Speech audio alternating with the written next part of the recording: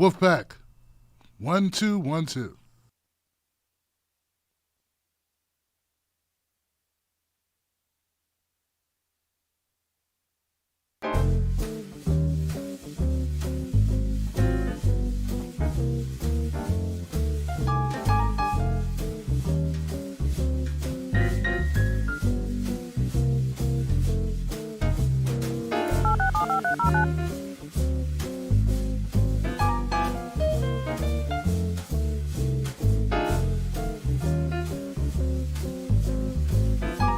Your show now, press 1. To hear important instructions, press 2.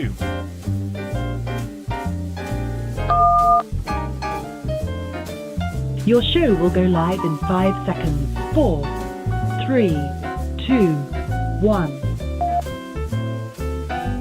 Blog Talk Radio. Nobody take no cornbread from me.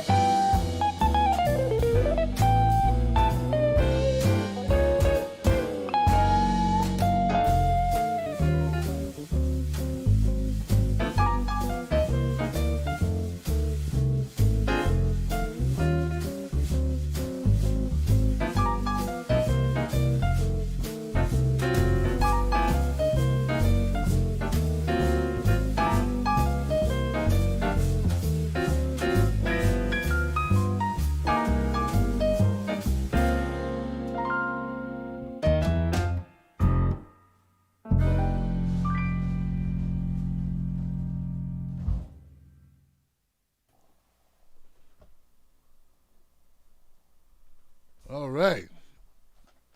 Yeah. Yeah. How you doing, people? My name is Tim Black. Welcome to the Tim Black Show. Glad you could tune into it. Glad you can find us on the internets. And we are here, back again, for another edition of Freedom Friday. So, let's get things cracking off by jumping over to Facebook and making sure Facebook can hear the show. Facebook, how y'all doing? Facebook people in the house. That's the wrong window. There we go. Dion's in the house. Ben, Julie, Michelle, Kirk, what's up? Barbara, Deborah, Aaron, Rahul's holding it down. Tammy, Kyle, Paula, Kanomi, Marcy, Gladys, Michelle, Candace, what's happening? Okay, looking good. Hey, Tammy, thanks for sharing. Evan's in the house. Mike, Big Mike. I'm assuming that's Big Mike. Marquise, what up, Johnsons? Dolores Pierce is in the house. Bruce, they call him Bruce. Loretta, what's happening? Uli, hola. Phil, how you doing? Caroline, Deem, Caroline, again. Kim, what's up, Kim? How you doing, Kim and Robin? Good to have you. Thank you for tuning in. Once again, Martin, what's up? Cindy, how you doing? John, yes, I got you. Chantel, what's up, Chantel? Martin, Andre, what's up, man? How you doing? Mike Clay, Kerry Mark in place, Yolanda, the infamous Thomas, Shani, Linda, Teresa. Oh, Tizzy, what's good? What's up, fam? And Margot, Pereira. Wonder if there's any relation to Dirk Pereira, guy I went to school with. All right, David Duke, Neeson Ray, Rebecca Lane. What up, Rebecca? Good to see you, sis. I see you, affiliate. And Davis. All right. Full disclaimer, man. I love Facebook right now. My Facebook people, man, they came through in a big way. Oh, man, I forgot my, well, I'll get it later. Yeah, they came through in a huge way. And I just want to say what's up to Facebook. And I want to say thank you for sharing our content on Facebook, guys. We're getting a lot of eyeballs on Facebook these days. And I'm trying to tell you, it's really helping out. So that's what's up. Now, let's go on over to YouTube. Make sure YouTube is in the house. What up, YouTube people? How y'all doing? Once again, I can't see any of my people on YouTube, man. I cannot figure out this new system. But Rev Marie is in the house and Mary Warren in the house. And Sirius and Lookout and My New York City Girl. All my Wolfpack, Clarence Diggs. Diana M, 16, Kelly M. I got the Violet at Content Boutique. I got all the Wolfpack members in green hollering at me. Thank you, Chris Smith. Brad Bloom holding it down as well, the moderating. Mark O'Brien and Gira Brown and We Carrying Signs and Lisa G and Sirius 76 and Schultze's in the house and Mabus. Cam Sharari Kate. Okay, Cam Sharari Kate, I got you. Trekkie Monster, Gary Webb and Derek Holmes. Good. We good. Rick Shepard and Leroy. What up, Leroy? Sekmara. The Squad Plus One. Doomstar. Ashura. What's up, Ashura? How you doing? Brian Crosby's back. Rick Salas. Maryland. Arkeithia. What up, Arkeithia? How you feeling? You good? All right, man. We looking good. Kath Casey. Yeah, I'm going a lumberjack offs. Cindy Aguilera. Paradise. Honky Monkey. Okay. Canvas Dancer. Anna. Sheffield. All right, guys. Liberty Not a License. Oh, Liberty Not a License. What's up? What's happening? David Melford. What's going on? Clarence Diggs holding it down already. Jumped out the gate. Thanks, Clarence. I appreciate it, fam. Sign of the Times. Thank you for moderating. Alex Garland. Gary Webb. We got a nice crew. Tim Swanson. Ramona Lawson. Wolfpack in the house. All right, guys. I love you guys. I'm trying to tell you, man. Because a brother. Woo! Ooh, I was sleeping good, man. Mrs. Black was like, "You're not doing this show?" I said, "I can't let these people down like that. So let me get up here and do this damn show. What's wrong with me?" And got up and say, "You know what? I got to do this. People counting on this show. People got stuff to say." So for the most part tonight is dedicated to the callers, guys. If you're new to the show, Freedom Friday and Tuesdays, Tim Black Tuesdays, are phone-in days. And those are days we open the phone lines, obviously. We let people call up. I'm going to put the phone line up on the screen for anybody who doesn't know it, just in case. There you go. 319-527-6212. That's the number you dial. And, but what I usually do is I do a little monologue before the show starts or before phone lines open, kind of set the stage, throw out a couple of topics that I think are important, things that I notice in the news cycle that may have gotten attention or may not have gotten attention, and kind of address that stuff. So that's what we do on Freedom Friday, on Tuesdays as well. I only got 2 stories, but first, before we start doing anything else, I want to give my condolences on the day of 9/11 to any of the families that were impacted by the events that took place that day. anyone out there who feels a sense of loss or experienced loss on that day, I just want you to know we feel for you, and we share with you those thoughts. Just a real quick story. I was working in what's called Falls Church, Virginia. Anybody familiar with the area knows that Falls Church, Virginia, coming from the D.C. area or coming from D.C. to Falls Church, there's a strip of road that passes you right by the Pentagon. And I remember where I was when it happened, and I remember every day after it happened driving by the wreckage of the Pentagon. And it was like the world was one way before 9/11, and it was another way after. So, knowing people that worked, at the time I worked for the phone company, and I knew people that worked in New York City who lost their lives. None of them that I knew personally, but some of my colleagues did lose their lives in 9/11. So, let's just say that. Let's just say, that we remember. That's what they want us to do. So there we go. Okay. All right. I got a couple stories that I felt were pertinent that I wanted to talk about.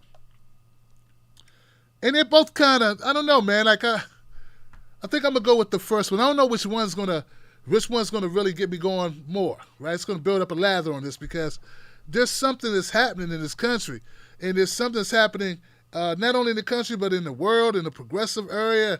It's just a lot's happening. Okay, so let me try to parse this out a little bit. Let's go with story number one. Something happened in Houston. Horrible thing happened in Houston. In fact, I wouldn't know about it if it wasn't for Buck. My brother Buck, he's really busy, but he moderates the Speak On It group on Facebook. So I encourage people to join it.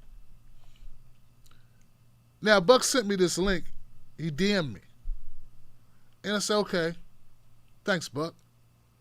And it just infuriates me what I see. I'm going to share with you this now. I want you to know there's no blood in this, but it is disturbing, okay? This is disturbing. 5 police officers in the Houston Police Department were 4 of them, 4 out of 5. 4 officers lost their jobs, and we're going to examine what happened and see if that makes sense. Here we go. Police body cam video from Houston tonight, and it comes in a case that led to the firing of 4 police officers in Houston.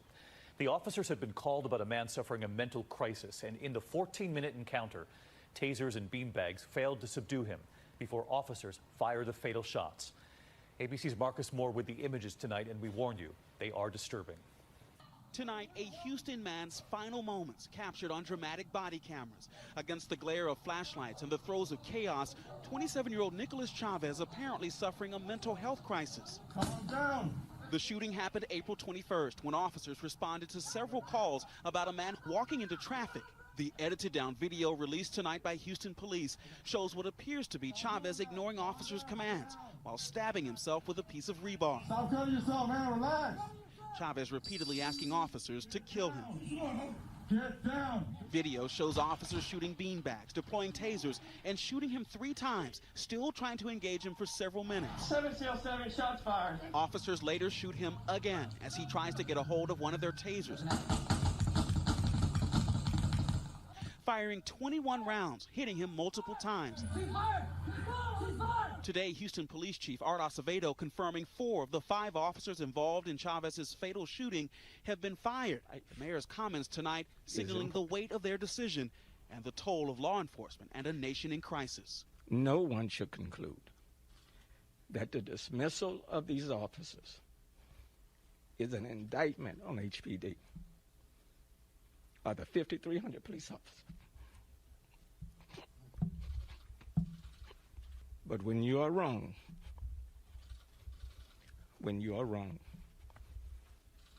there are consequences.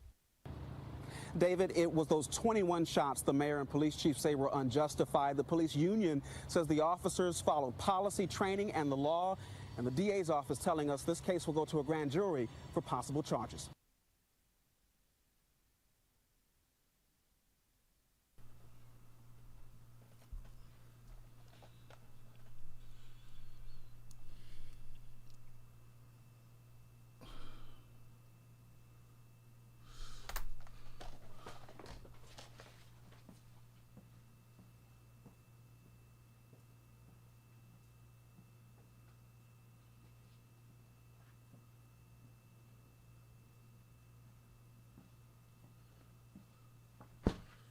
All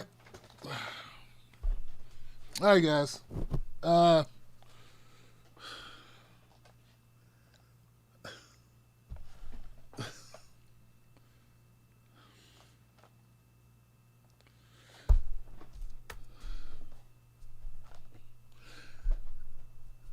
They shot this man 21 times.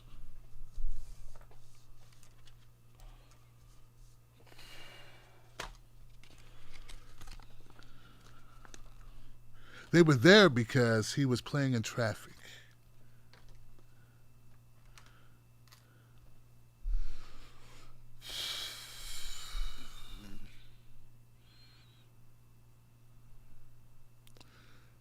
We had to deal with him for 14 minutes, man. We had to shoot him.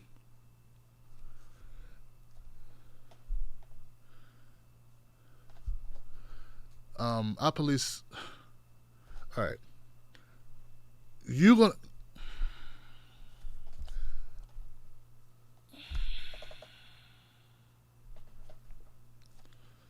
The mayor's crying because he had to fire these cops. I wonder if he cried over Mr. Chavez, who they Swiss cheesed up. I don't see him crying over that. I don't see him crying. Hold on, guys.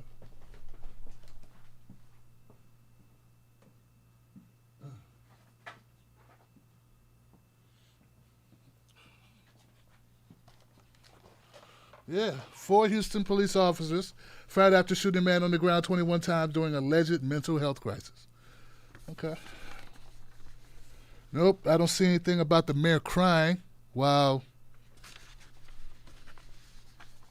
when he saw the pictures of Chavez. Nope, no sign of it. Mr. Chavez was a threat to Mr. Chavez. Mr. Chavez was hurting Mr. Chavez, and the way that you help Mr. Chavez is to kill him so he'll stop hurting himself.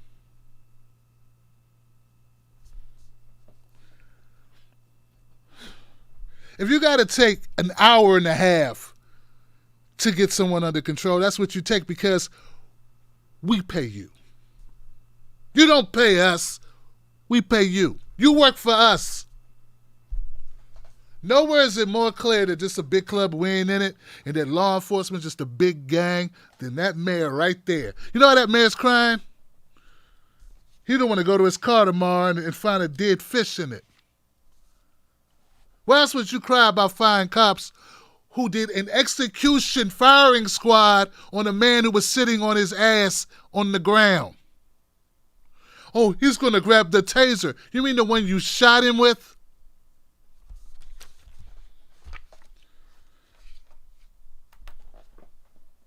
The mayor of Houston's crying, not because he just had to himself beat the hell out of those 4 cops, just because he had to sign a piece of paper to let them be released from their duties. That's tearful. That's the eyes well over other people. You know how many people lose their jobs every day, Johnson? No one cries. See, this is just a big gang. It's just a huge gang. That's all it is.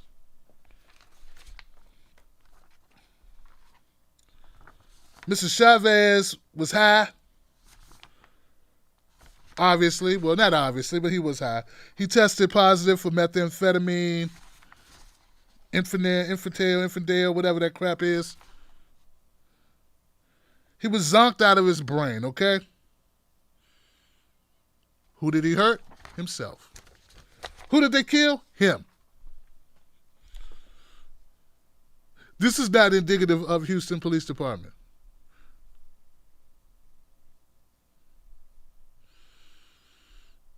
I don't know what else to say. You know, I don't. I guess I'll save my fury for the next story. It's just so redundant. It's so boring at this point. You know, it's just so repetitive. They kill us. We yell. We get angry. I yell. I I get angry. I say a bunch of things that make sense. And then they kill some more people. They deny. Trump defends them. The right defends them. Idiots online defend them. I bet there's going to be, why didn't you just listen? I don't know. It's the same reason why he was stabbing himself. He wasn't in his right mind.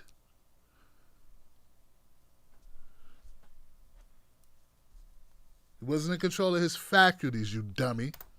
You know, sort of like your parents when they decided that fateful day to stupidly procreate and create you. They weren't in their right minds, Johnson.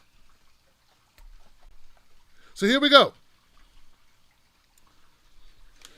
So they're looking to bring criminal charges, right? That's what they're going to do. They're looking to file charges, maybe get indictments. I mean, this is obviously murder. And I missed the part where they shot him 3 times. That's not counting in the 23. They shot him 3 times. Then they shot him 21 times. For a total of 24 times.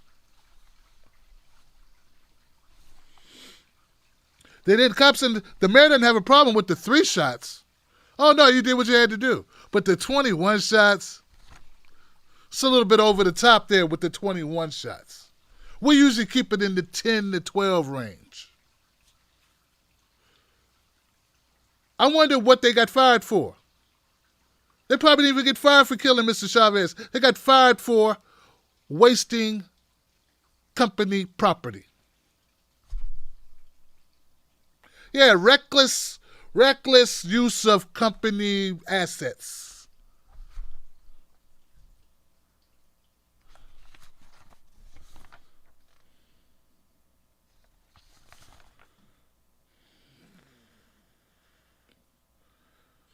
Harris County District Attorney Kim Ogg said in a statement Thursday that her office is reviewing the incident and plans to present a case directed to a grand jury that will determine whether the Houston police officers who shot Nicholas Chavez were justified or were they just Klans members. Oh, I'm sorry. Were they justified or whether they committed a crime? She's going to determine if they were justified in the 21 shots. Because, you know, you can't just eat one. You got to eat the whole box.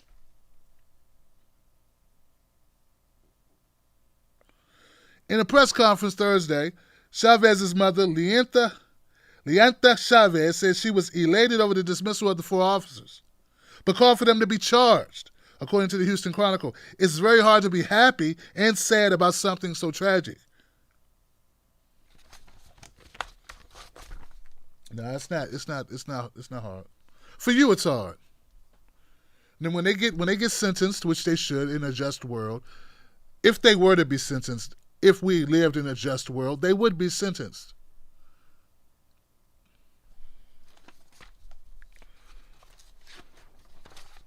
Yeah, go ahead, police apologists in my comment section. Go ahead. I know you want to do it. Oh, but he should have just complied. They should have shot him. They should have shot him 54 times. Yeah. That'll learn you. Next time when he gets shot, next time the cops tell him to do something, he'll do it, right? People are morons, man. Moron.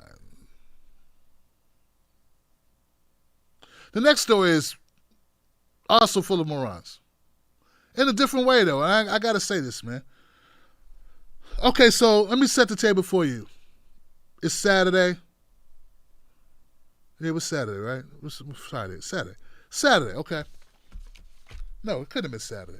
This just happened. I'm sorry. Today is Friday. Every day runs together, man. I don't have a life, okay? You got to understand that. Tim Black, this is all I do. This is it. This and cook meals for my wife.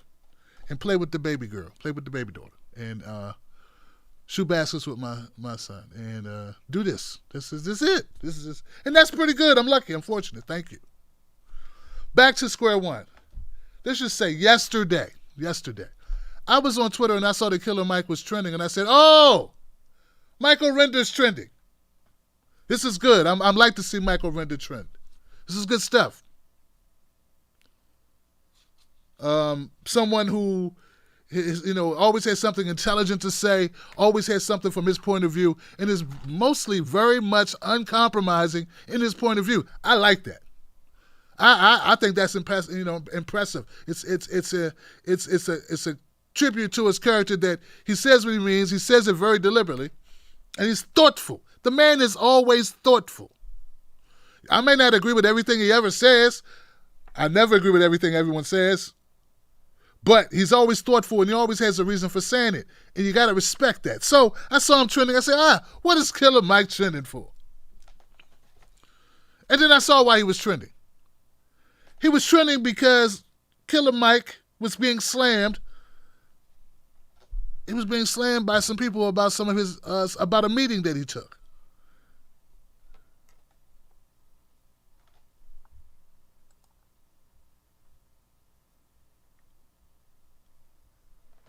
Now, Killer Mike took a meeting with Governor Brian Kemp, a Republican. Oh my God, he sat down with a Republican. Hey, he sat down with a Republican, and people did not like him talking with Kemp. What are you doing talking with Kemp? All right? Now, unlike some of the people, right? Unlike some people who, I think most people who saw that he was talking to Mr. Kemp, who just can't stand Mr. Kemp, for various reasons, didn't much care about what they were talking about or why Michael Render would actually sit down with the governor of his state. They didn't understand it. It didn't make sense to them. They thought that was crazy talk. They thought, blasphemy. Why would Killer Mike sit down with this guy? He stole an election from Stacey Abrams. He wears cowboy belt buckles, and he's a Republican. And he opened up Georgia or something. Okay, so there was a lot of things people were flying around.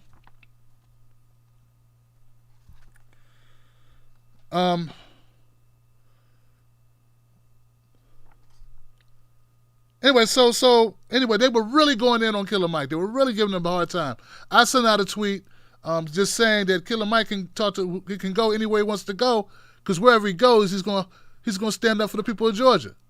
That's what he does. Doesn't matter where he goes. Matter what he does when he get there. That's how I always look at it. You can go anywhere you want to go. Nina Turner sent out a tweet of support. Tariq Nasheed sent out a tweet of support. A number of people sent out tweets of support. And some people sent out tweets of hate. Very angry with Michael. So, unlike most people, I took the extra step and I went and saw what was discussed. Because that's always important to me. What was discussed during the meeting that Killer Mike's catching all this heat for? What did they talk about? Was Mike discussing how he's now a Republican and he wants to,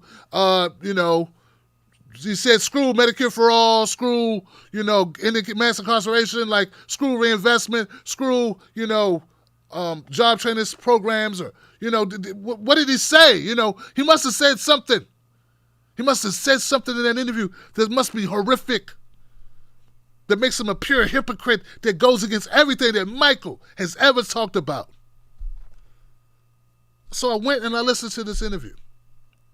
Here goes a piece of that interview. Actually, this is the piece of the interview when they went on the radio station after meeting together. So Governor Kemp and Killer Mike, they had the meeting, and now radio stations, after the aftermath and all the drama, a radio station said, please come on our show and tell us what you talked about, because, it's all this drama. So here goes the interview after the meeting where they explain what they talked about. Here we go. Yeah, here you go.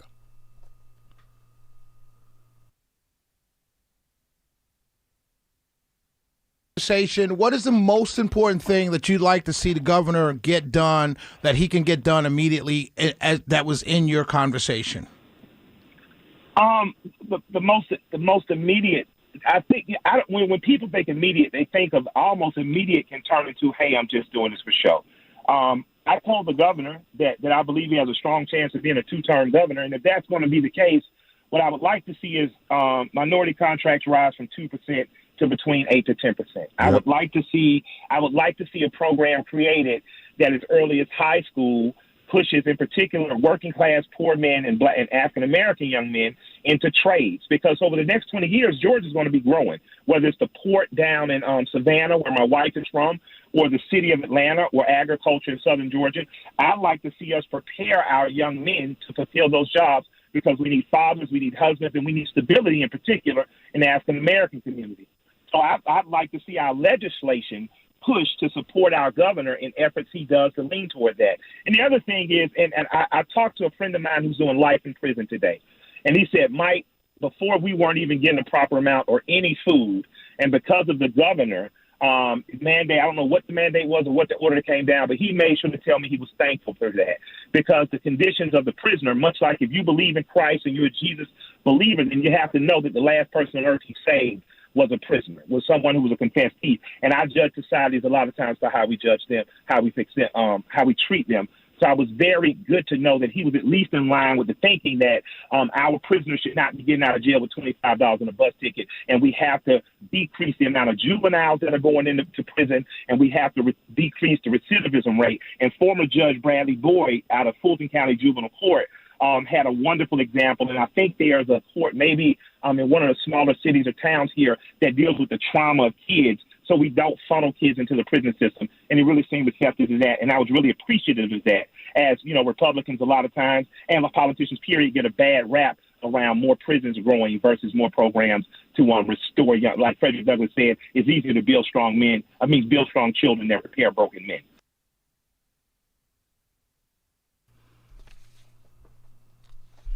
Okay, so a lot of people are upset about Killer Mike having this discussion.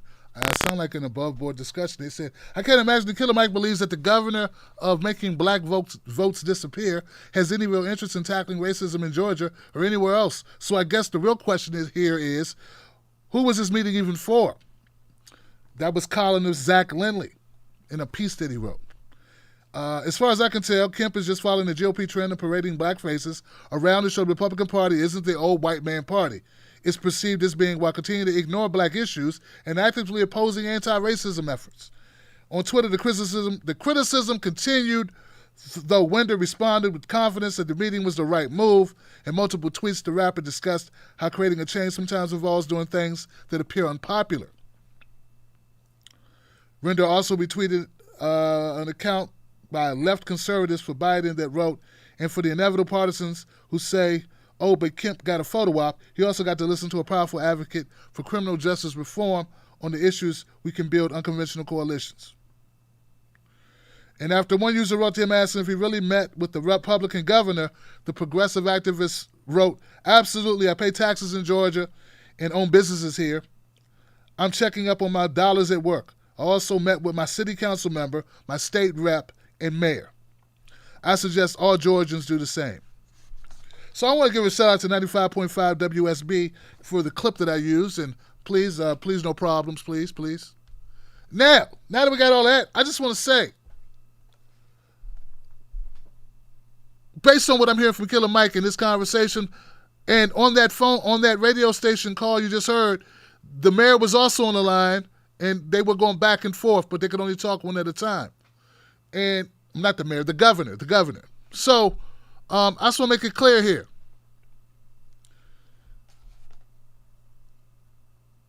Michael Renner doesn't need to apologize or to explain why he wanted to talk to his governor.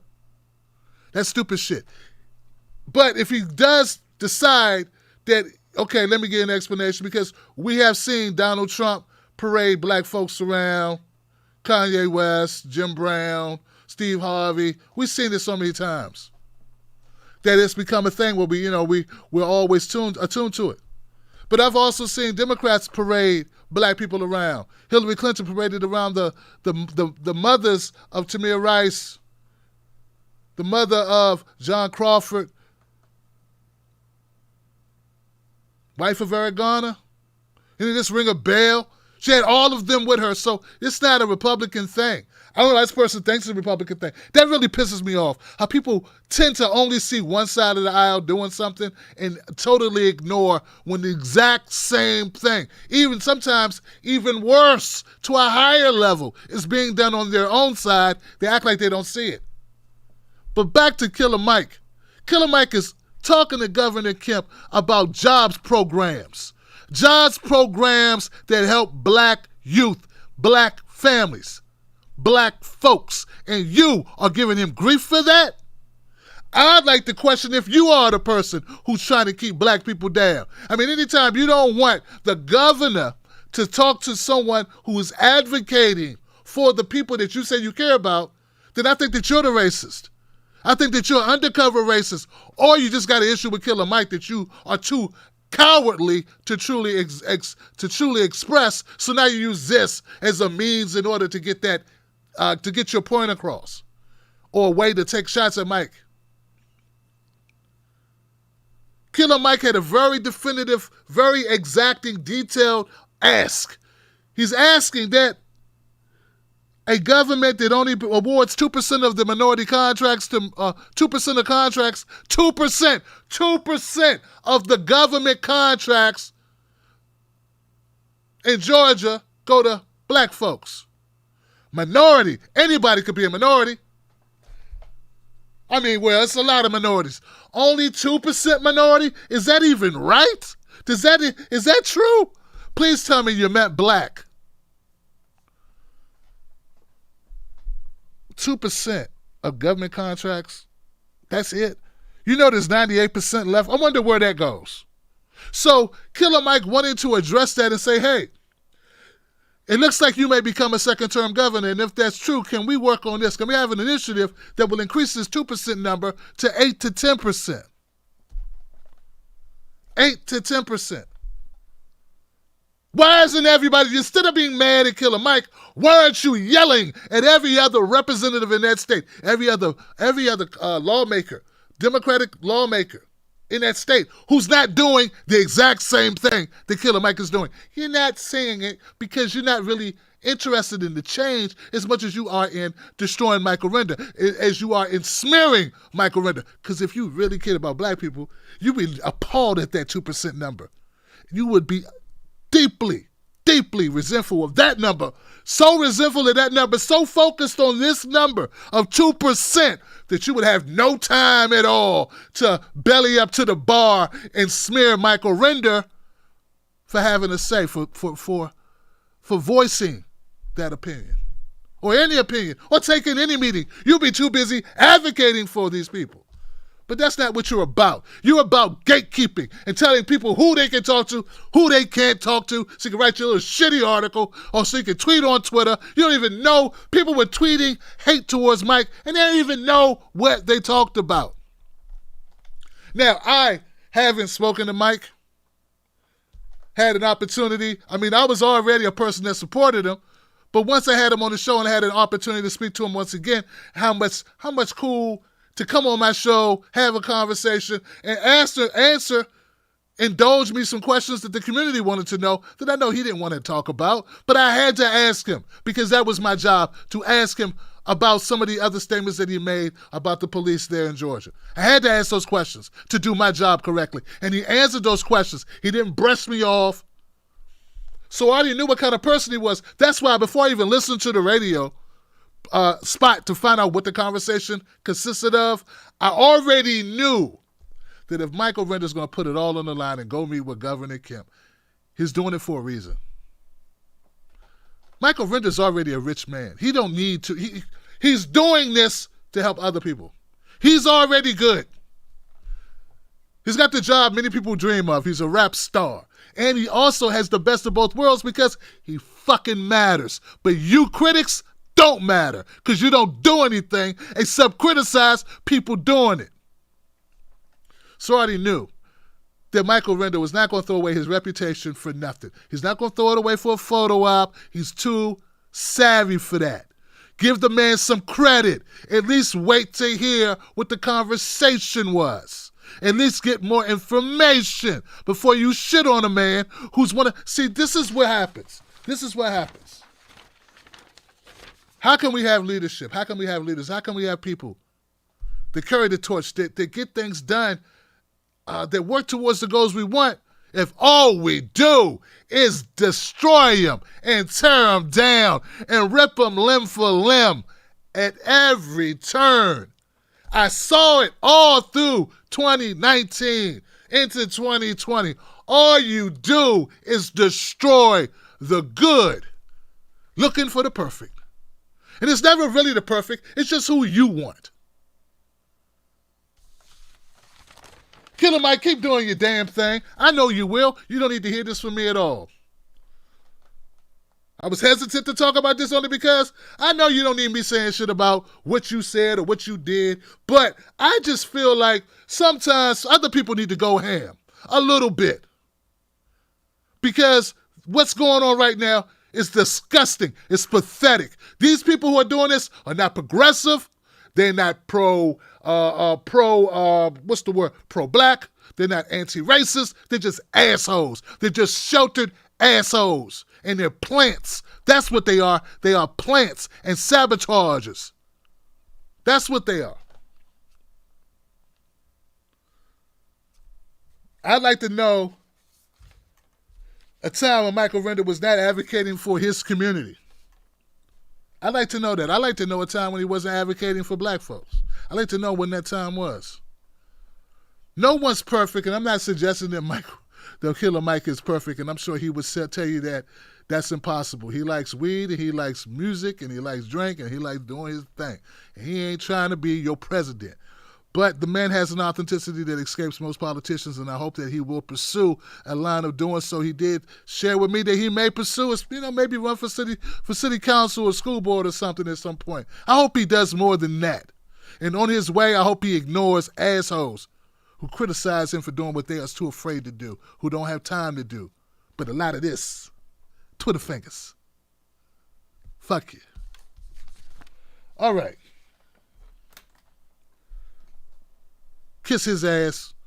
Kiss my ass. Kiss everybody's ass. Just kiss our ass. This is repetitive. This is disgusting. This is, it's repugnant, man. It just keeps happening. Sitting in the Turner, I don't know why she did. Y'all gonna do the same thing. I know you already are. I cringe. I'm like, okay.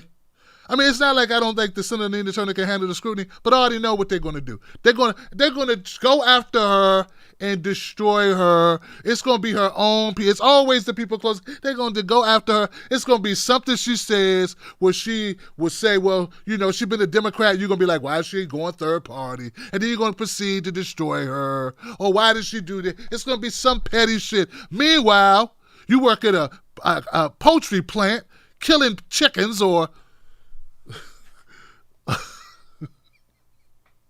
have some other shit job where you destroy the ozone layer. No one asks you shit about what you do. They got so much criticism of what everybody else does. All right. Well, anyway, that's it. Thank you. Go fuck yourselves.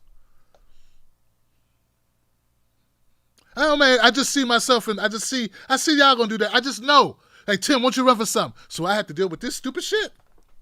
I should run for something so that I have to put up with imbeciles, even to the higher degree than I do now, who just disagree, who believe, hey, Trump not telling them that the coronavirus was airborne back on February 7th when he told Woodward that somehow that's not a big deal. That's no big problem because what could you do anyway? Idiot, people would like to know. Wouldn't you like to know? And those same people criticize Woodward for not spilling the beans on Trump earlier. So it's not okay. No, it's not. You don't have a problem with Trump withholding information detrimental to our society. You are such an ass kiss that you will ignore the president of the United States lying to you. But then you're going to hold a reporter to a higher standard than him for honesty or divulging of information. Either they're both wrong or they're both right, bitch. That's how that would have to go. What am I not getting? There's a pack of wolves outside, and you don't tell me because, well, you're going to have to go outside at some point anyway. But, man, maybe I wouldn't have went out then if I'd have known there was some wolves out there. Why didn't you tell me? Well, I didn't want you to panic. No, you didn't want to tell me because you benefit from not telling me. You fuckhead. I mean, you know what, man? Like, hey, look, hey, I'm going to bring it down a notch. It's just like this, man. If America goes away to dodo bird, if we're done, we deserve it. You understand me? When I say we, I don't mean me. We don't run shit here. We have black people that look like they run positions of power. We don't run. So it ain't us.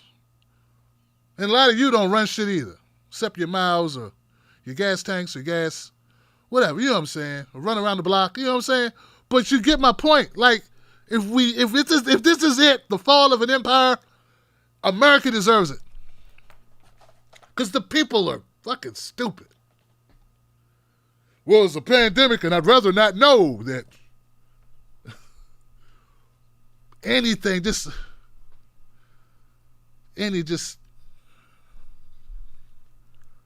I'm sorry, man. I'm just going to have to, I just think it would just, shock therapy would be, maybe do some shock therapy.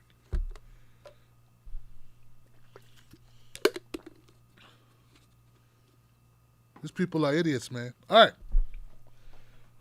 Woo, it got hot in here. It got hot in here. Woo, hot in here.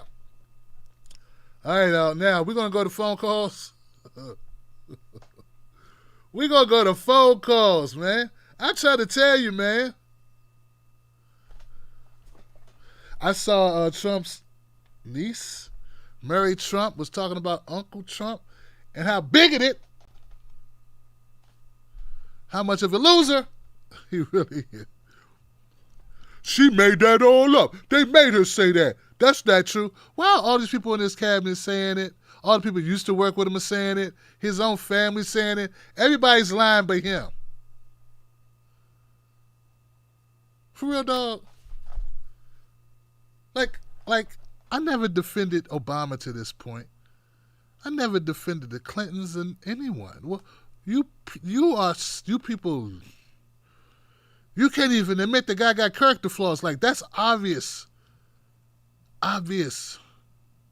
He hung out with Epstein. You know that, right? There's nothing. Okay.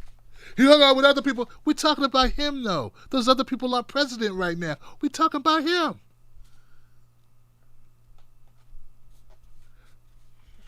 These people, man.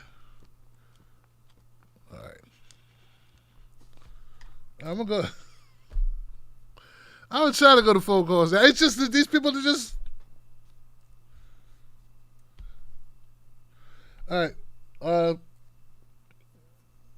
me get set up here, guys, so we can get some phone calls going. Yeah. Get the conversations underway here. Now I got the juices. Yeah. Independent media only, Johnson. You can come. Look, this is good for me to remind you now, because you may not realize it, but the Tim Black Show is not funded by any corporate organization. It's not funded by, the Democrats or Republicans. I don't know if you knew that or not, because obviously the Democrats fund me the way I slam the Democrats. Obviously, I'm funded by the Trump campaign, obviously. No, seriously, let me stop playing for some dummy try to use that. The Tim Black Show is funded by viewers like you, viewer support. That's what keeps the show going. Become a member of the Tim Black Wolfpack, not only to support independent media only Johnson, but to get a clip, to get access to all our live shows in its entirety, right? So do that and get all the good stuff and the free stuff, and we're going to be giving away some more shirts. We got some more gear. Haven't given away too much gear in the last couple months, so we want to give away some shirts and stuff. And we do stuff like that. And also join our text list. Cornbread, text the word cornbread to code 21,000. So, go to patreon.com, Tim Sake Live, starting at only $5. Make us as big as Andrew Shows. That's all I'm asking. I just want to be as big as Andrew Shows. That's it. Is it too much to ask to be as big as Andrew Shows? Come on, man. Is that? I'm not asking that much, really. I'm not asking a lot. He's only got 16,000 Patreons. He only pours in $70,000 a month. I mean, that's all I'm asking, to be as big as him. Or maybe a little less. Maybe a little.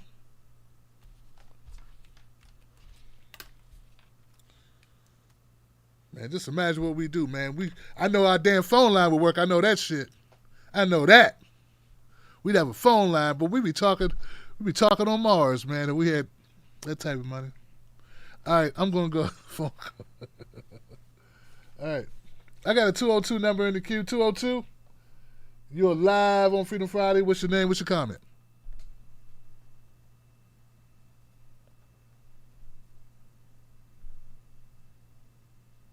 Okay. Let me try that again. Hey, 202. Hey, how you doing now? Yeah, can you hear me? Yeah, I hear you. Who's this? Okay, yeah. I was just watching your clip. Just new to the Wolfpack here, your podcast program for the last few weeks. Love it. Just I come from a B1 perspective. And, the first clip that you showed with the Houston PD, it seems a little unusual. First of all, I'm tired of those politicians, black politicians from that civil rights era, or if you want to say baby boomer era. They come across weak and apologetic and not standing on something, want to cry. That's number one. Number two, shooting on that one, that they fired them immediately. So it makes me think either there's something behind either those guys were non-white, and the fact that, but it could be that they could be white because the union did stand behind them, because based on the pattern of what we've seen, usually when it's a black policeman doing something like that, those unions don't stand by him. Hence the case of like Muhammad Noor in Minnesota. Mm-hmm. So I wanted to say that. And just to piggyback, also going into the next segment, what you have with Killer Mike, what that show is, the Democrats feel that they control black thought, control black people, where we want to go, and what we're supposed to have their permission to speak to anybody. And what that kind of shows is what I liked about what Killer Mike, he made it a point to ask for particular things, hence like government contracts at a particular number. Whereas you just saw in this week, which I know you didn't cover, but Kamala Harris, when she was in Wisconsin, supposedly speaking to black businesses, and when it came down to the question and answer part, where I'm pretty sure some black businesses would have probably asked, well, what are you going to do for black business? She skipped out and made it a point to go ahead and move on. As a matter of fact, when she was there and gave her little interaction speech at that meeting with black business owners in Wisconsin, she kind of gave it all lives, kind of all businesses matter. Oh, and one other thing I want to say for this day, for 9/11, coming from a B1 perspective, my heart does go out to all those folks who died during that day. But in the spirit of how the country feels, let's not forget all buildings matter. So just wanted to say that and get your feedback on that. Damn. All right, brother. All right, brother. God damn.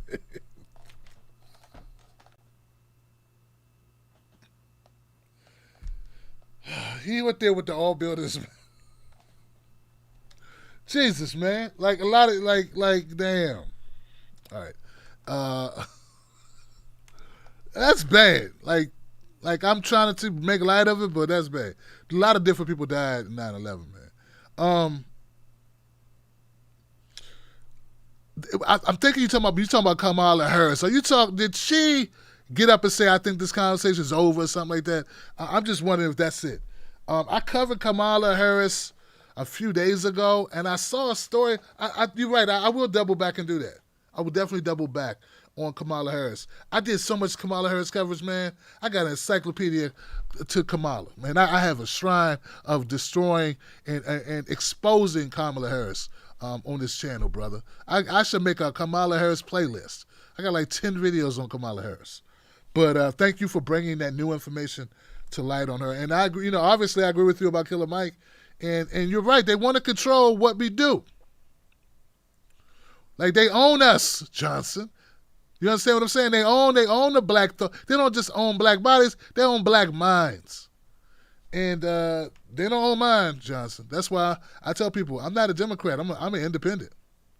I don't know. People just assume, and it's just always funny. There's people in my comment section. You need to get off the plantation. You need to not be there. I'm not. So they're racist because they just assume just because I'm black, I'm Democrat. When I'm not even a Democrat. But they just assume it because I'm black, and because I have critiques for Donald Trump and for the Democratic Party. So they're not used to that. But anyway, I appreciate your phone call, man. Yeah, I'm just gonna leave that there, man. As you know, I kind of already said it, man. I don't want to. I thought about the 9/11 thing, about how I saw a couple images people were passing around on Instagram about black pain and black suffering and how people, but we can have that conversation anytime. I don't think I don't want to say, hey, it's 9/11, but what about this? I don't want to do that, because we could talk about this all the time, and I do talk about it a lot. So thank you for being here, my friend.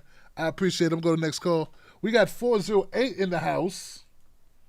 408, you live. Yo. Hey, Tim. What's up? It's Phil in West Oregon. There it is. I'm under a lot of smoke right now. Wow. How you doing? I'm good, man. What's on your mind, brother? Are you surviving? Are you safe? What's happening? Yeah, I'm surviving. I'm staying inside. I really wanted to give a shout out to a local black mayoral candidate in Albany, Oregon, Alex Johnson II. You can probably find him best on Facebook right now, Alex for Albany, facebook.com/Alex for Albany. He's a great guy.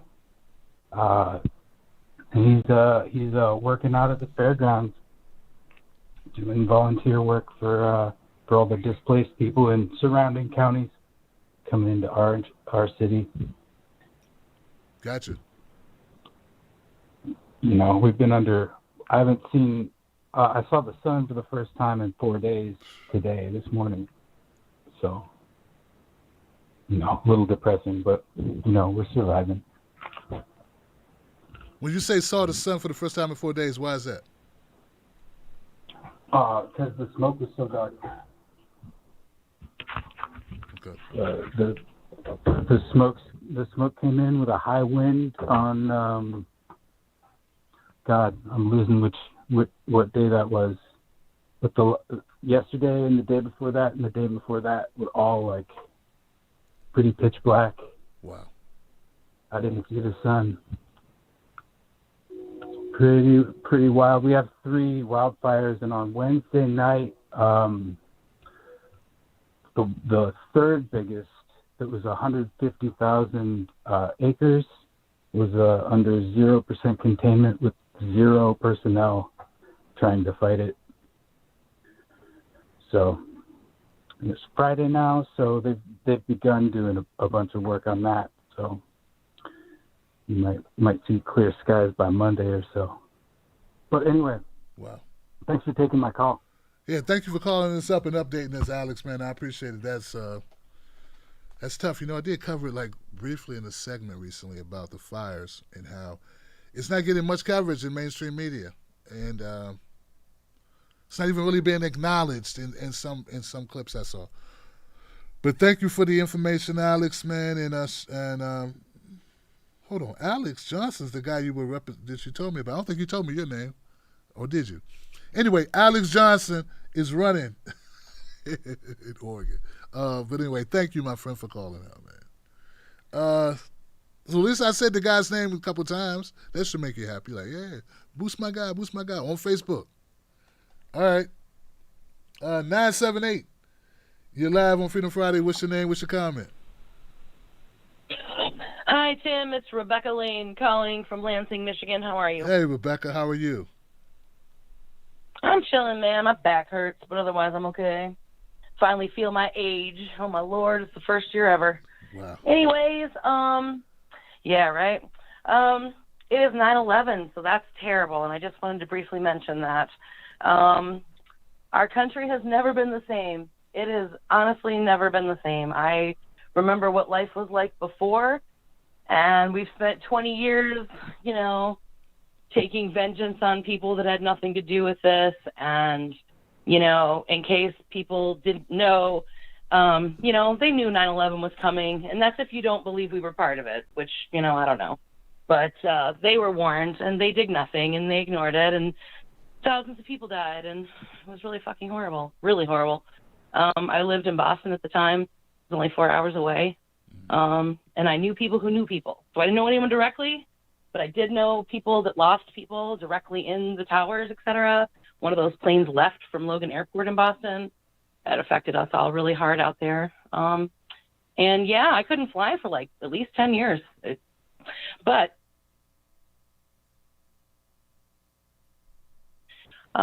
it gave the bad guys and all the corporations and the Raytheons and the, you know, the Bushes and the Cheneys all the excuse they ever needed to militarize us, you know, turn us into a Nazi state, you know, wreak havoc all over the world, destroying everything. You know, it's awful.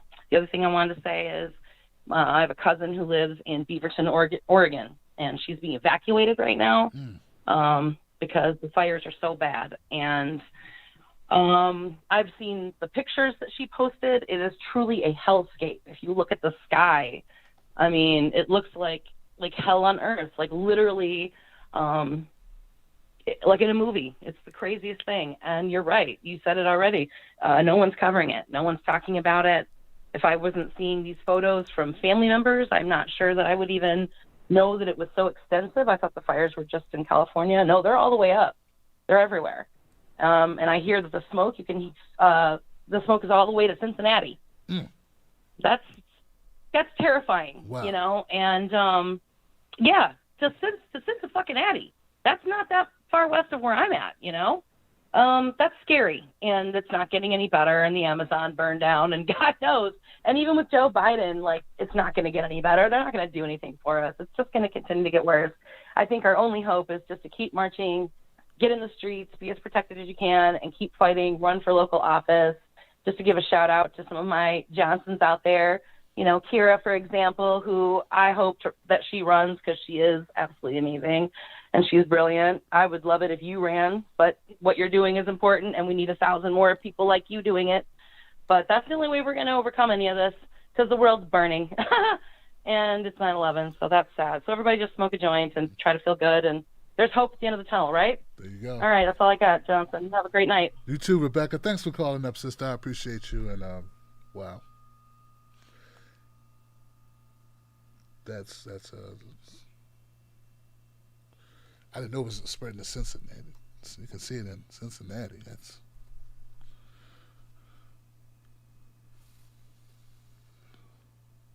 843. You're live on Freedom Friday. What's your name? What's your comment? 843. Hey Tim, this is Steve from South Carolina. I just wanted to first of all say what happened in Houston was just fucking horrible. Again, it's another case of a cry for help for mental health being answered with a firing squad.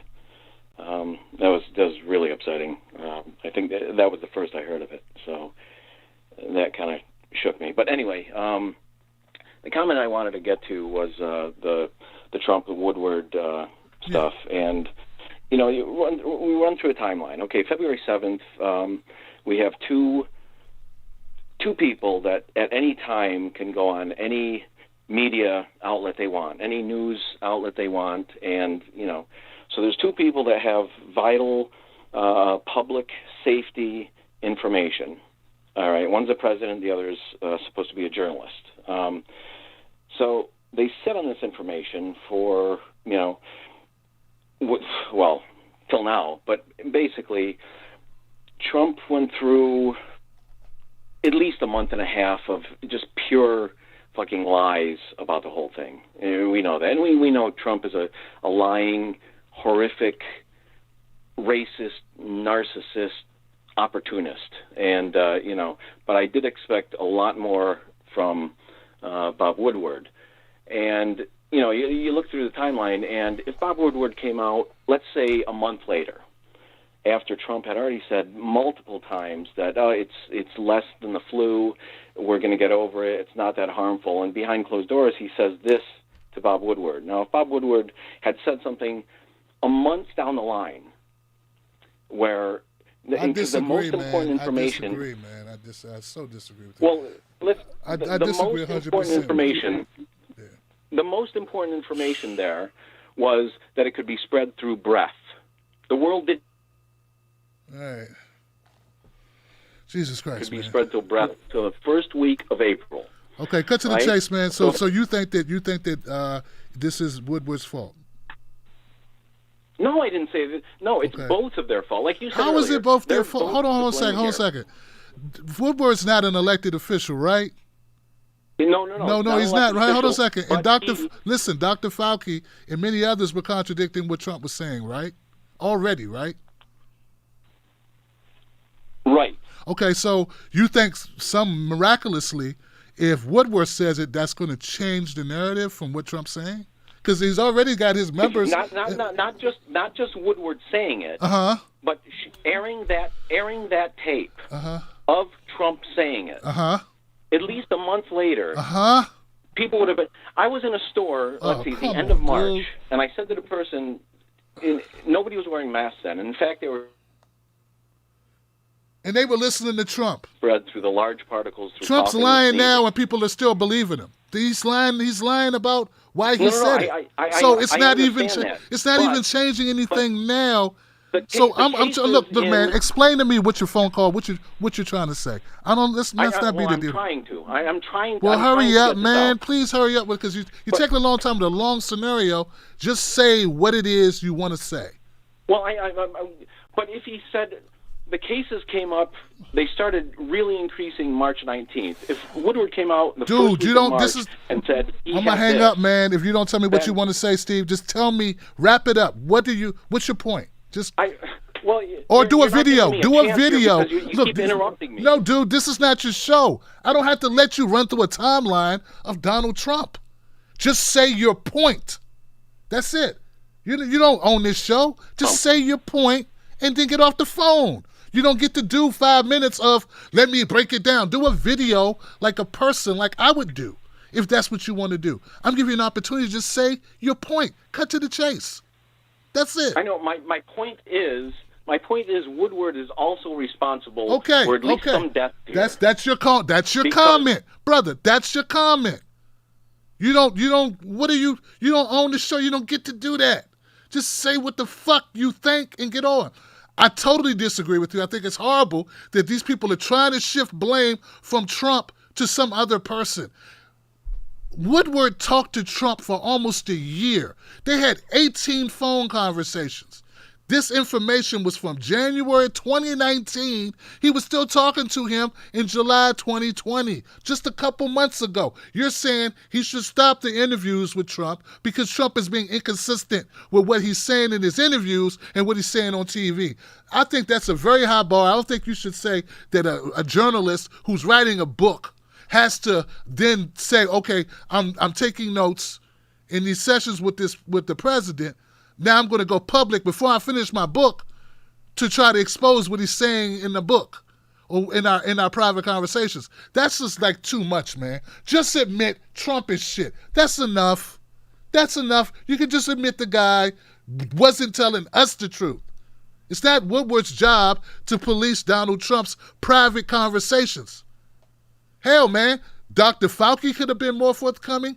Everyone in his administration could have been more forthcoming. He's not the only one who saw those briefs. There are government officials who swore an oath, who work for Trump, who saw those briefings, who did not call Trump out. They know he saw those briefings because they're in the briefings together. So anyway, I'm going on to the next call, man. Just get to the point. That's all I'm asking, man. You don't get to run down. Look, I encourage everyone, go to YouTube, go create an account, and you know what I'm saying, and then put out video, or get Anchor like Michael Moore does and do a podcast. This is not your personal podcast. I'm sorry if I gave you the impression that it was, but it's not. So let's say, hey, man, this is going long. Just make your point. Say what you, just wrap it up. You don't get to lay out. This is not a courtroom. This is not the fuck, man. All right. Jesus Christ. Jesus Christ. The entitlement of these people. The entitlement, Steve. Well, I'm Steve, and I should be able to pontificate about, let me lay out here everything here for you, you dumb phone.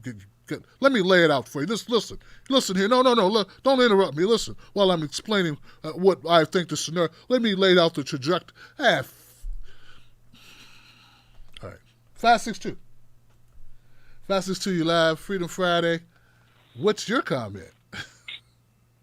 Yo, what's up, Tim Black? This is Mar from Cali, man. How you doing? You said, and you answered that call very tentatively. the previous caller, man, got you. Yo. Man, what's up, Marv, man? What's up, Marv? Yeah, Marv? Man, I'm gonna try to get straight to my point, bro. Yo, man, I'm down, man. Yo, in 2 weeks, bro, I'm gonna be 53 years old.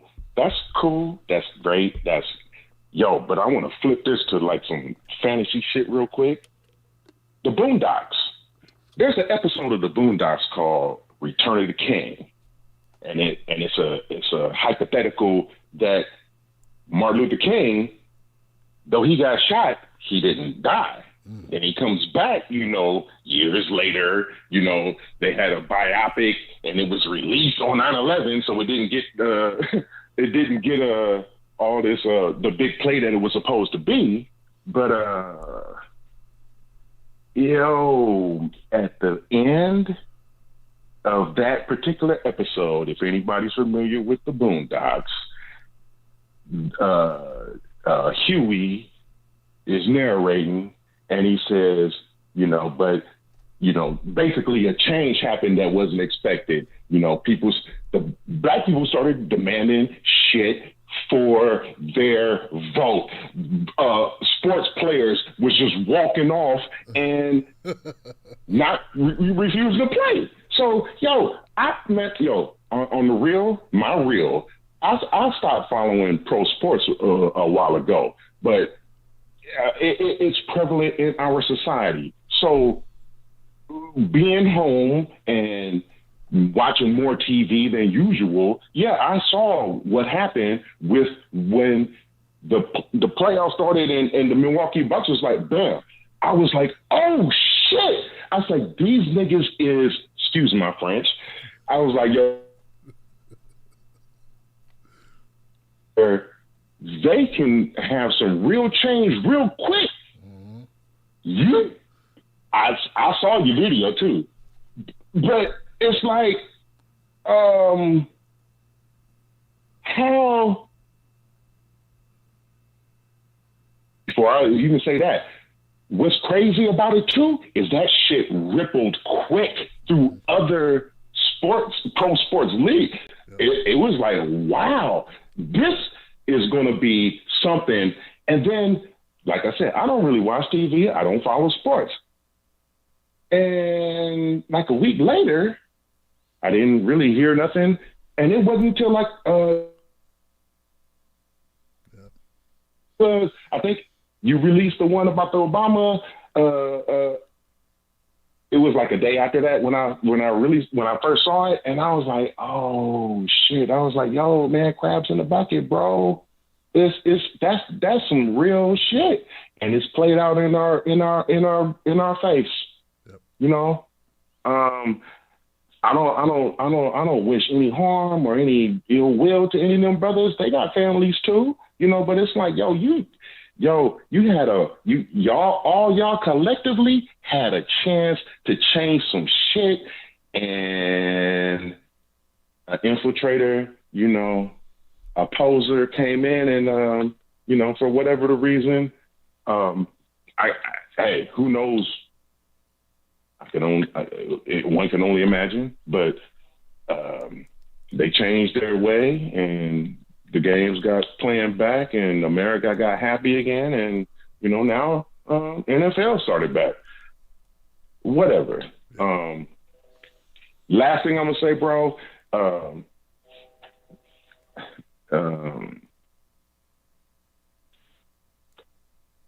You've been really hitting on all 8 cylinders lately, bro. And I'm glad. I'm happy for the videos you're putting out, and keep doing what you're doing. And I know you are going to. I hope and pray for your safety, for your family, your loved ones, bro. And peace. Thank you, Marv. I appreciate you, man. And you're right. There was an opportunity there, man, for people and I like the fact that you pointed out how this could have spread to the NFL. This could have spread and took root. I know it was picking up in Major League Baseball, soccer. Like, it was spreading throughout the sports community, the sporting world. And just like that, Obama. I've had these conversations with people, man, where they are praising it. They're like, well, no matter what he did, he's still like, every black child gets to think they could be president, and that means something. I'm like, yeah, I get your point, but it's too much power for one man. He's using it in ways that are detrimental to those very people. Evidenced by this. And Brother Marvin, there are a number of people that will contradict, that will call out, that will hold Obama to account is so thin. It's either the people that are on the right who are getting money from Republican organizations, but the people that aren't getting money from Republican organizations are quiet. They won't say anything. They talk about everyone, but they won't talk about just how it is, man. I'm going to next call, Marv, man. Thank you, man. And you're right, I'm going to keep it going. 2.5 million people have seen, I think it's 2.5, maybe more than that. I know it's at least 2.5 million people watched my video on LeBron James and Obama. And that was not on YouTube. It's on Facebook. 646, you're live on Freedom Friday. What's your name? What's your comment? Hello? Hey, how you doing? Oh, okay. Oh, crap. Okay, I didn't think I'd make it. Oh, how are you doing, Tim? I'm good, man. All right. So I won't take up time like that. I won't lay it out for you. Don't worry. So I'll tell you. So this is actually something I kind of want more left-leaning commentators to talk about. I emailed David Pakman about this and Sam Cedar and other people like that. I kind of want Kolinsky to cover this, but I don't know if he'll have the time. But essentially, I don't know if you're familiar, but there's this law that was passed in California called SB 145. And essentially what it does is that in the state of California right now, if you, let's say there's a 17 and an 18-year-old, right? And it's a straight couple, right? And they get caught and, the parents of the 17-year-old, they want to get the 18-year-old in trouble. If it's vaginal intercourse, right, the judge gets the discretion on whether or not the 18-year-old should be registered as a sex offender, but not when it comes to anal or oral intercourse. That's not applicable. Couple or a lesbian couple, the 18-year-old, no questions asked, has to be registered as a sex offender. And people, I looked at, and that's what the law does. The law changes nothing else but that. That's the only thing the law does, is that it gives discretion to the judge. Now, everyone, and now I'm seeing Blair White, and I'm sure you're familiar with her, and Elijah Schaefer, he's the guy who's in charge of Slightly Offensive, I think. They're like going around just telling people that California's making pedophilia legal. And I think it's, listen, pedophilia is disgusting. There's nothing wrong. Close second, at least to my opinion, is when they use it to make a cheap political move that is dishonest and that is smearing, they're trying to say, oh, California, these lefties and these liberals, they love pedophilia, and they're trying to say, oh, they're excusing the whole with the cuties thing now. It's just listen, no one likes this stuff, but when you use it and you try to smear other people on a different political side, I think it's terrible. And I really want lefties, to really cover this, because I think this is something that they've been using to really, be dishonest about. I think they should be exposed for that. I think they should be confronted, and sorry if I'm going on. No. That's what I think. Okay, what's your name, brother? Sam, but I don't know if it's okay if I put it on. That's good. Hold on. So Sam, you got an issue that I think you're probably right, and needs more people to show. I have an idea how you can get more people on the left to hear about it. Talk to some female creators like Nomiki Konst. Oh yeah. Yeah, I think it would be really great if there was some women involved in this conversation. So, you're right. Actually, that's a very smart idea. Yeah. As opposed to the 50-year-old black guy. But anyway, man, thank you, Sam, for calling up, man. I appreciate it. No problem. All right, brother. And as he was naming people, I'm like, who are these people he's talking about? I don't even know these people. That just goes to show you, these, I mean, this is I'm in a whole nother. All right. But yeah, man, I feel you, Sam. 623. You're live on Freedom Friday. What's your name? What's your comment?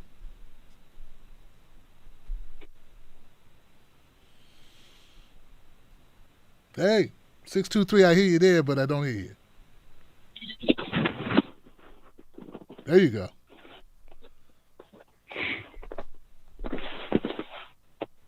You all right? Yeah, I'm alive. All right, good. Who's this? This is Josh. So Josh, you called. Actually, you called the show, Josh. What's up, sorry, man? Tim. No, man, I'm sorry. I actually fell asleep for like 15 minutes. What you smoking, Josh? What you got, bro? Well, what to say other than there's a shock. There's a shock. I'm not surprised. All right, bro. But if you want to comment, go ahead, man. It's all good. We don't have Medicare for all. We don't have cops that are trained that care to deal with the mentally ill as well. We don't have cheap medications for these people either. They need antipsychotics, antidepressants. That's expensive too.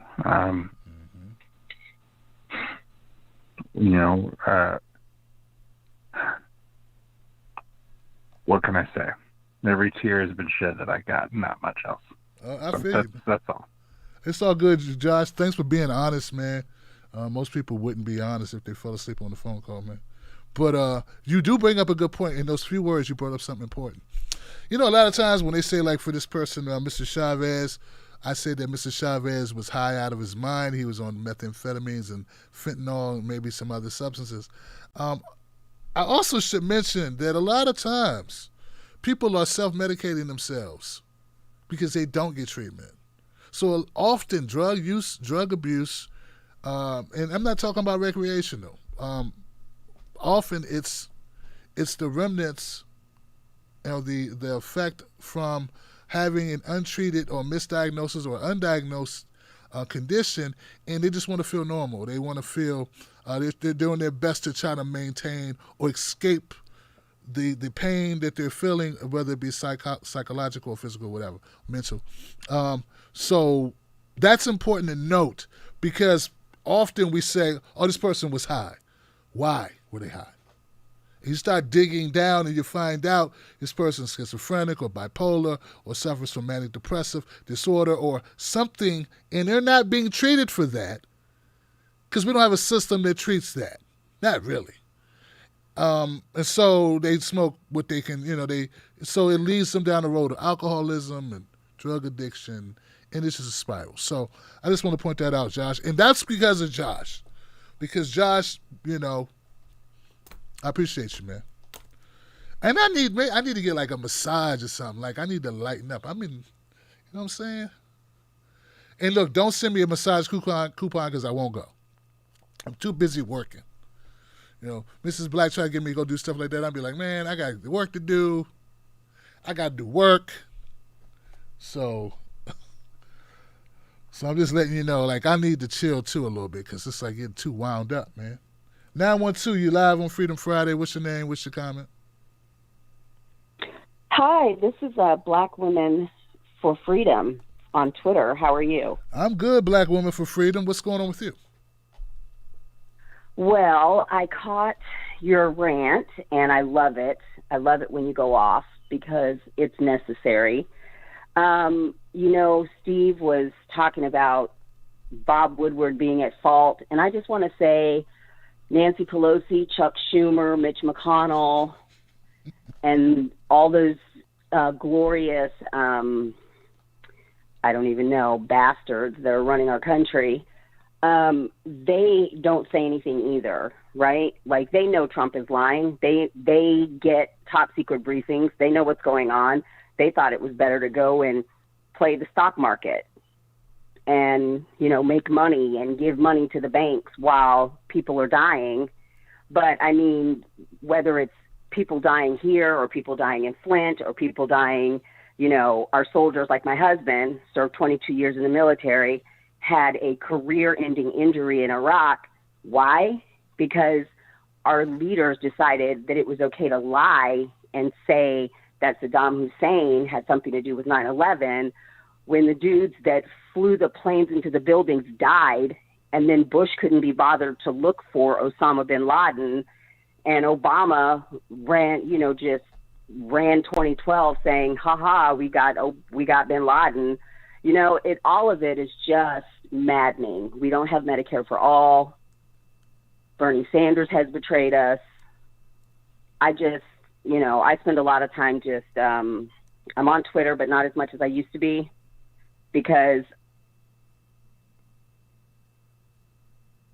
I get treated for it either because it's expensive. So I have to watch TV and do other things because I would be amped up and pissed off all the time. And it's not healthy. And this country is the greatest S-hole country, shithole country in the world. We are 99 overall with all the badges for sucking and being terrible and treating people like crap and, you know, shooting people down in the street. And, you know, if they can push down an old World War II veteran and crack his skull and step over, kill, but nearly kill a 13-year-old white autistic boy, there's no hope for any of us. That's all I have to say. You said it all. Thank you, Black Woman for Freedom. I appreciate you.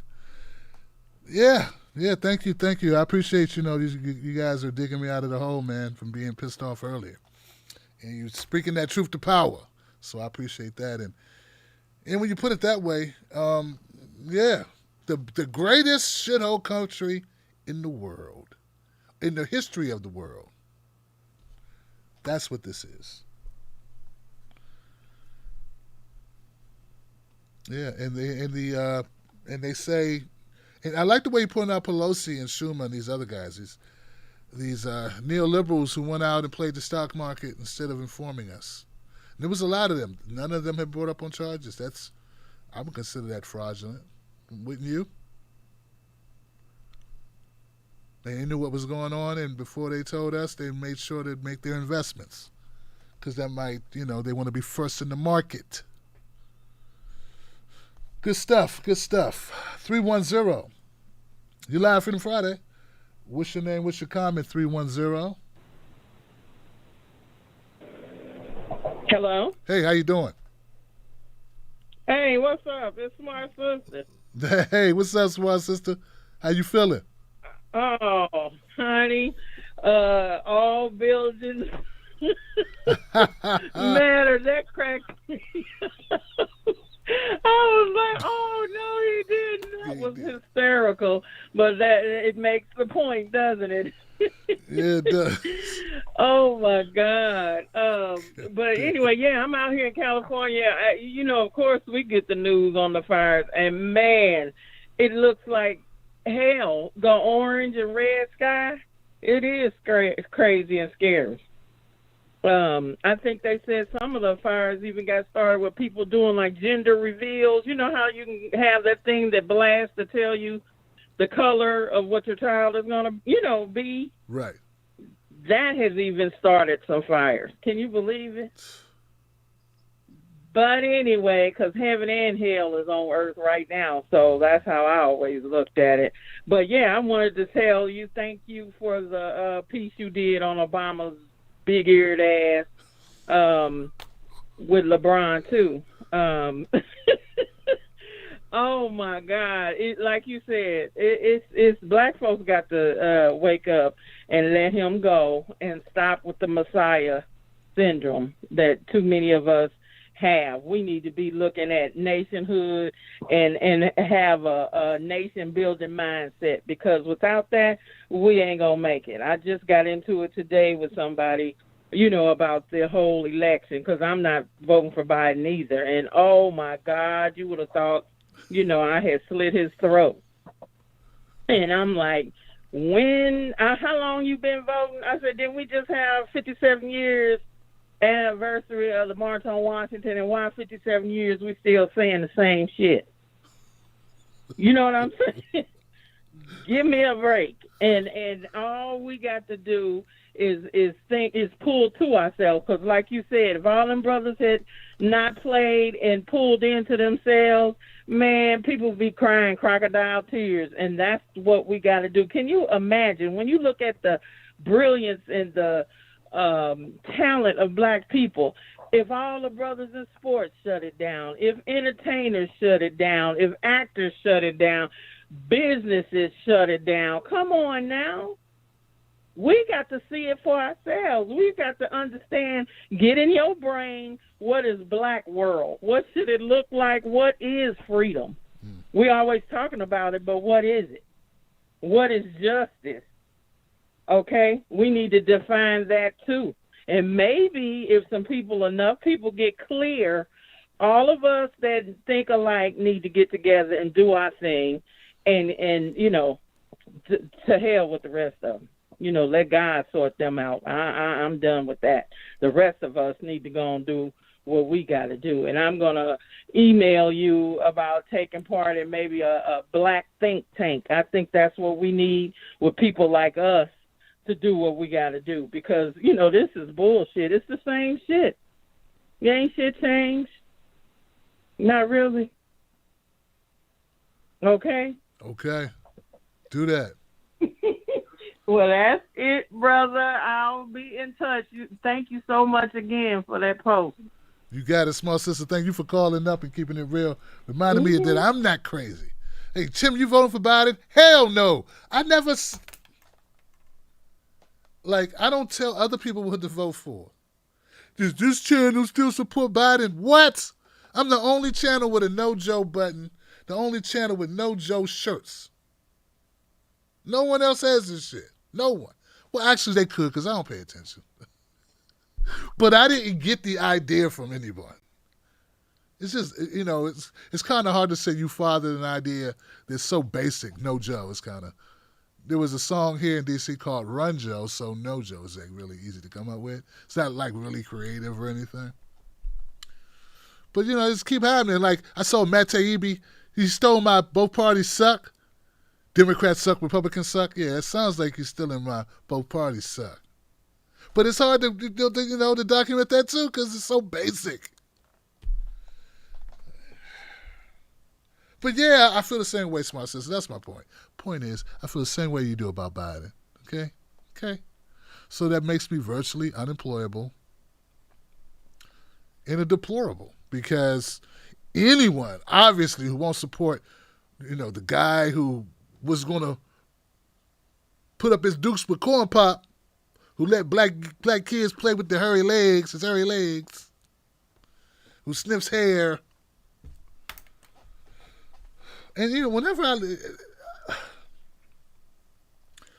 when I go back and I watch footage of Joe Biden on Capitol Hill talking, he always comes across as a racist, bigoted, pompous, arrogant, full of himself, blowhard asshole. I don't know who they think they're talking about, who they're referring to as Mr. Warmth. That is all a facade. I don't think you at 40 and 35, 40, 45, 50, 55, he was a ass, complete ass. And all of a sudden when he got 65, now they're trying to, that didn't work for him really. So he's trying to make himself as a folksy guy who's down to earth and real empathetic. But that's never how he conducted himself at all. If you don't agree, that's fine. Just go watch the tape. Listen to how he talks about people. Listen to how he speeches that he gives on the Senate floor. All right, 615. You're live on Freedom Friday. What's your name? What's your comment? Hey, Tim. This is Ronnie out of Nashville. Ronnie, what's on your mind, Ronnie? Hey, I just wanted to say, because you helped me have clarity with a lot of things, and Nashville's cool, but, we're still in Tennessee. And I can tell you, these Donald Trump supporters, there's two types. There's the redneck who is not going to admit he's wrong. They're not going to do it. I mean, everything that's come out at this point, they're not going to admit they're wrong. If they haven't done it yet, they're not going to. Then there's the ultra wealthy guy.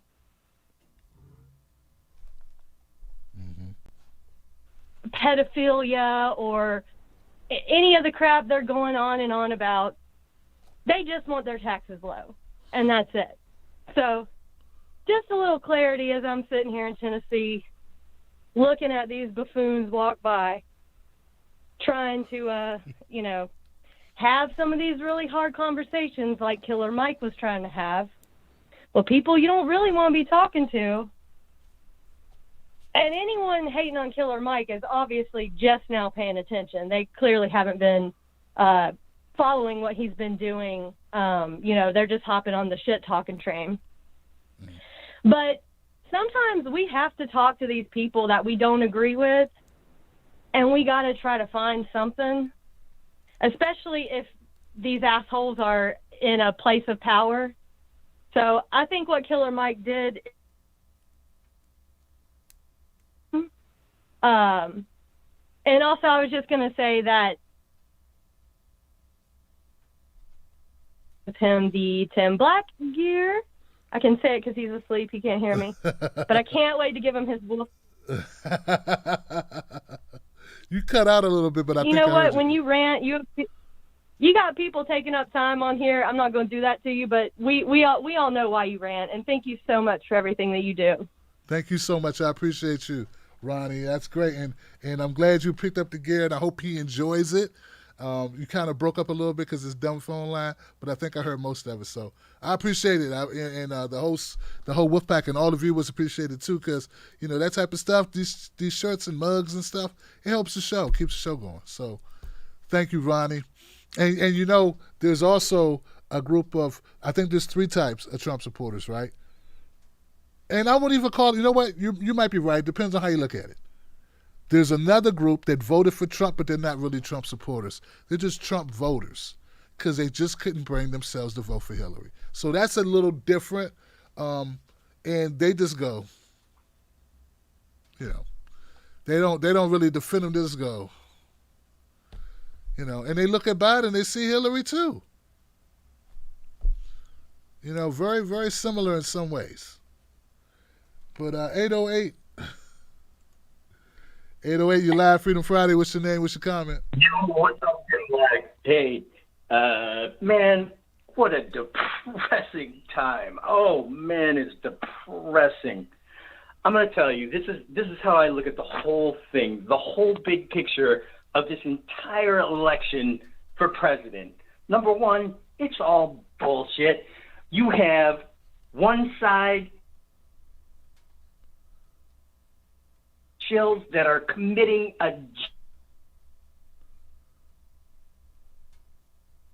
every color.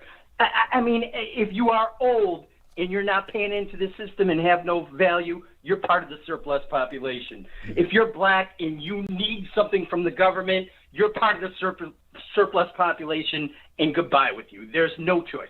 So what we're given is this ballot between two different murdering types, two different murdering parties that aren't willing to do anything for anybody. And I catch shit all the time. I'm so sick of reading shit about fucking Donald Trump. I figured out what Donald Trump was 3.5, 4 years ago. I don't need to read anything. There's nothing.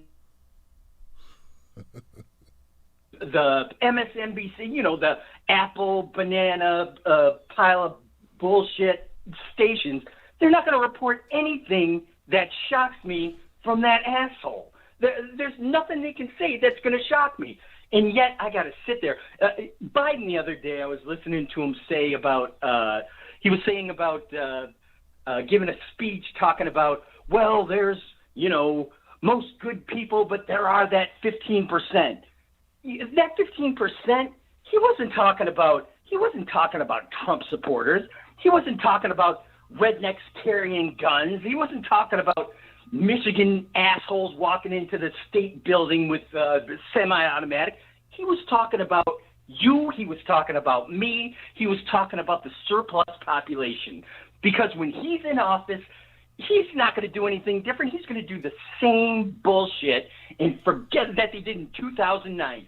Throw 5 million people out on the street, 5 million families out on the street, and you're not going to hear a peep about it. Except this time, it's not going to be 5 million. It's going to be 50 million, and that's going to be the 15% that he's talking. You know, those low-life 15% that we told them they can't have jobs, that we made them stay at home and they couldn't do nothing, that we refused to help them, that we didn't.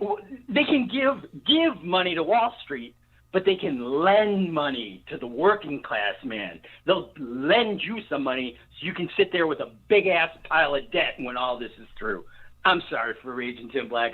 I love your show. Tuesday, you said the best thing I've heard in a long time was to stay with the Wolfpack, because otherwise you are going to think you're crazy, and that is exactly how I've been feeling until I can sit here on Friday night and listen to you talk again. Thank you very much, brother. I appreciate it. I appreciate you, man. Thanks for calling up.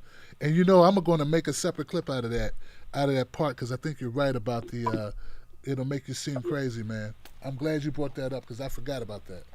That was a good point. That was a good clip. It just came to me, man, that was a good reason for being here, man. And as you hear different callers call up and make good points, it's therapeutic. That's why I was telling the wife, like, let me get up and do the show, because I was tired, but you guys got me up. And I know it's therapy for a lot of people. So with that, next call is 417. This thing will click. There we go, 417, Hello? You're live. How you doing? I'm doing good, Tim. How you doing? I'm good, brother. Hey, man, it's good to hear your voice. It's good to hear you coming with that sanity. I actually, just want to talk about the spirit of what you're doing for just a moment. Like, there's a whole lot of shit going down. The thing, and we can all, many people talking about it from so many disparate points of view. But the thing that I appreciate most is the spirit of allowing things to exist simultaneously. You know, I watched your Obama. I've watched me. I follow you, and I was watching your Obama shit, and it just, you know what? I want to do something, but I also want to vent my frustration and anger and things like that. In reason. Not everything's about reason. You know, we're just trying to get together and make some kind of, understanding about the shit that's going down. And everything is, to us, seems unreasonable, but when you know the game is rigged, nothing is unreasonable. All this shit makes sense. They both want us over the barrel, and we know that now, and that's what we're trying to reckon with. So I actually want to on the one hand, I appreciate the level of clarity that you bring to your arguments. You really try to have a discerning mind about these things. 90 seconds.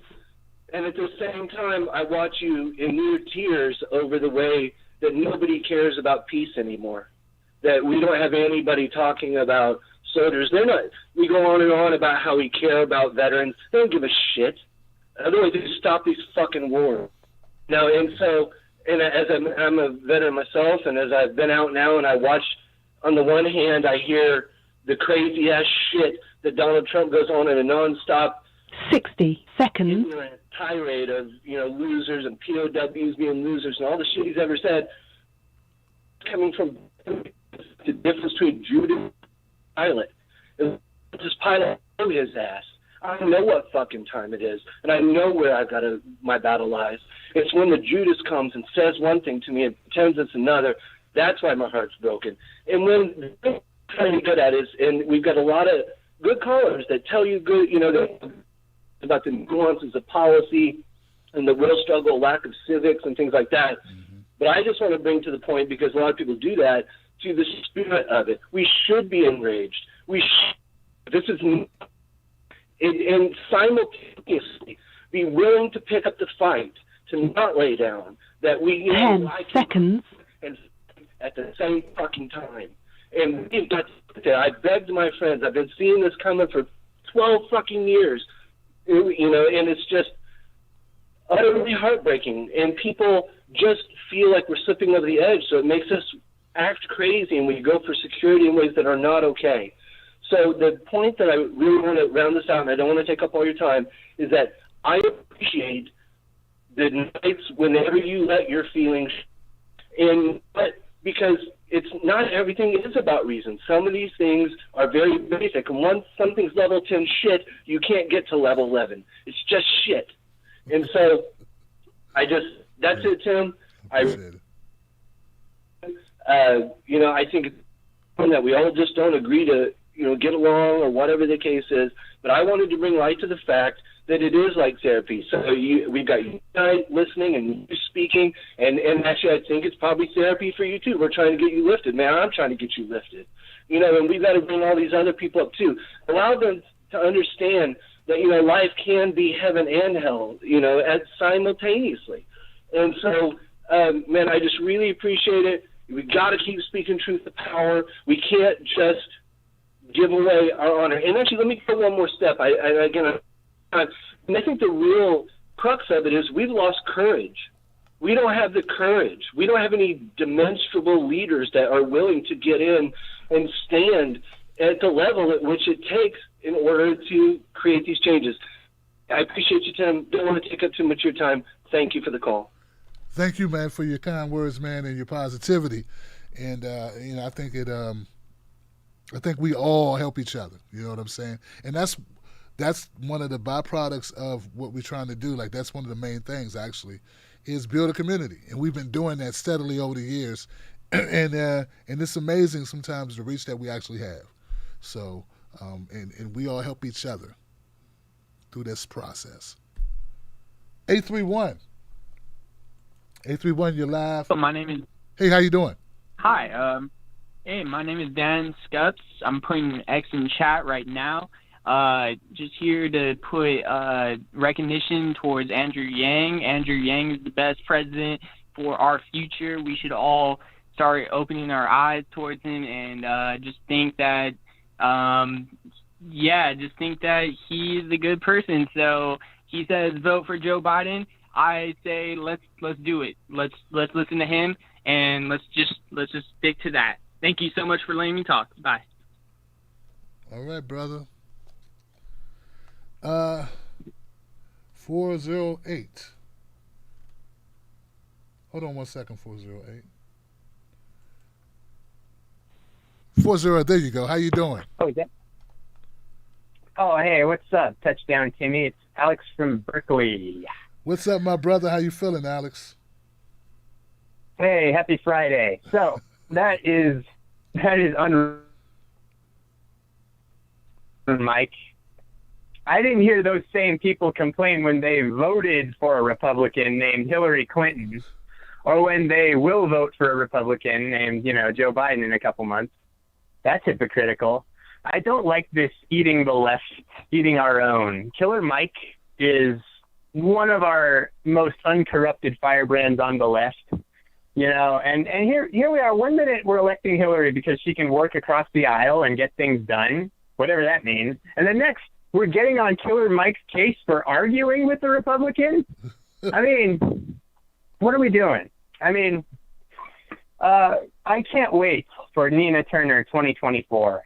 The left has taken its lumps ever since Super Tuesday, and we need to lick them and get ready because Kamala and Pete are still out there, and they're waiting for 2024, regardless of what happens. Also, on the other side, who knows? We might have Eric Trump, that human bag of dirt, or Jared Kushner, that corporate jackass, or who knows? It's the Republican Party. They might nominate the ghost of Jeffrey Dahmer or Attila the Hun. Anyone could start grasping for Trump's crumbs. Talk about the worst case scenario. But I say, Andrew Yang, honestly, not bad. But I say we got to pick Nina because the way she speaks, she could burn a place down with the enthusiasm and the energy she gives off. And I say this because we need heroes, Tim. We need a champion to be what Bernie was to us in 2016. We need a people's champion, and we could do a whole lot worse than Nina Turner. She's a firebrand. And I think she's the next logical step from Bernie. And we need it because we need infrastructure. Yes, we do. We need infrastructure. It's crumbling. These motherfuckers don't care. They're more concerned about building their corporate infrastructure. They want that. We're not interested in that. We want public infrastructure. We want mass transit. We want unionization. Let me tell you something. Republicans and Democrats, if you don't want mass reform, socialism, or UBI, then prove to us it's not necessary. Wall Street is making record profits. Record. The economy is in depression right now, and they're making record profit, and they're not hiring. They're not hiring anyone. Well, guess what? The people are coming to a point, they're just going to say, Wall Street, if you don't hire us, then we're going to fire you. And that's what we got to tell them, folks. We got to tell Wall Street, hire us, or we'll fire you. We got to tell Congress that you fight for us or we will fight against you. And we have to tell these fat cats at the top, we're gonna rise up against you. If our interests are not in line with yours, we got to tell Congress, you fight for us or we will fight you. The 2020s, they may not be pleasant, but they sure as hell aren't going to be boring. I yield my time, Tim. Thank you for the phone call, Alex. I appreciate it once again. Alex from Berkeley. Yeah, that sounds right. And I do agree with you that the logical progression is Nina Turner, and I definitely would support her candidacy, and I would preemptively say I endorse her. I've been trying to get her to run since 2016. So, yeah, hopefully that's what she does, man. And I heard that she made that announcement. Did she announce that somewhere? I could have swore I read or saw something where she made that announcement. I don't know what show it was, but we'll see. 985, you're live on Freedom Friday. What's your name? What's your comment?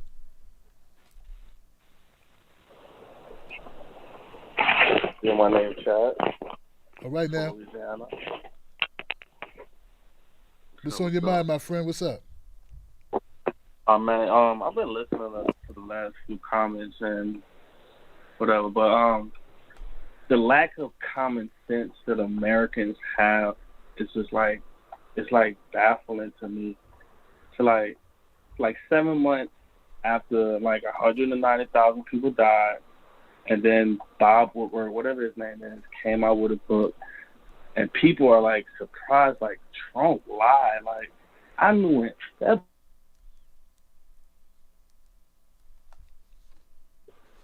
to come out, people like, man, you know he's lying. Like I don't get that shit. Like I don't understand why like people are not angrier than they are.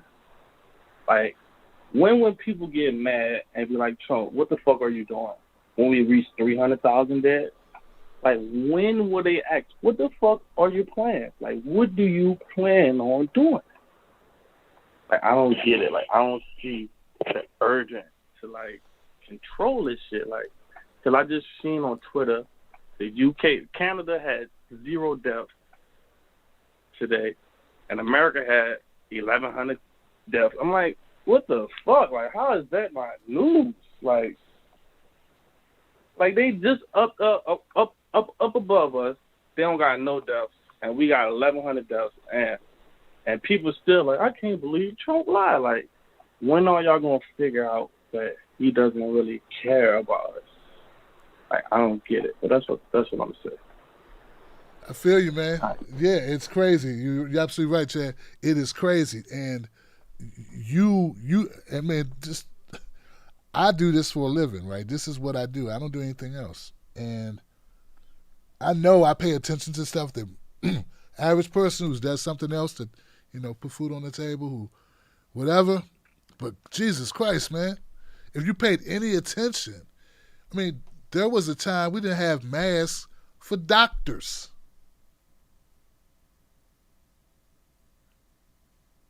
They don't even want to blame Trump for that.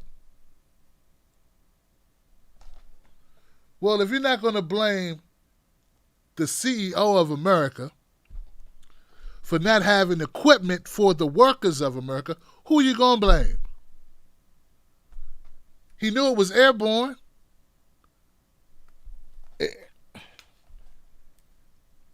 And the kicker is that the people that are giving him a pass, the people that are making excuses for him are the very people, the same people whose friends or relatives succumbed to COVID-19. We're talking about older white people, people with vulnerabilities. These people are most susceptible to the disease of the infection, and these are the same people who are defending him. There were Republicans, Chad. There were Republicans on TV a couple months ago going, sometimes old people need to die. What you gonna do? Old people gotta die sometimes. They were being dismissive of. They were saying, well, maybe some old people, if they die, that's okay. That's better than us losing our way of life if some people just die. So it is not just that people are stupid, it's that they are insane. They are homicidal. Because they weren't talking about their grandparents dying or themselves dying. They were talking about your grandparents dying or you dying. Get what I'm saying? It wasn't them that they were referring to.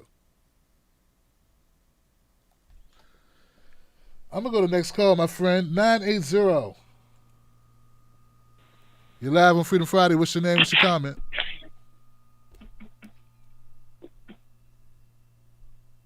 Hello. Hello. Hey, how you doing? You're live.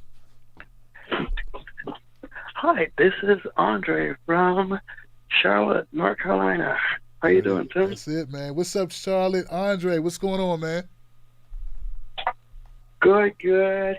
Hey, it's been a heavy week. It's been a heavy time right now. I just want to say that I feel that the universe is having a referendum in human life right now. I think that this is really a time for us to really reflect.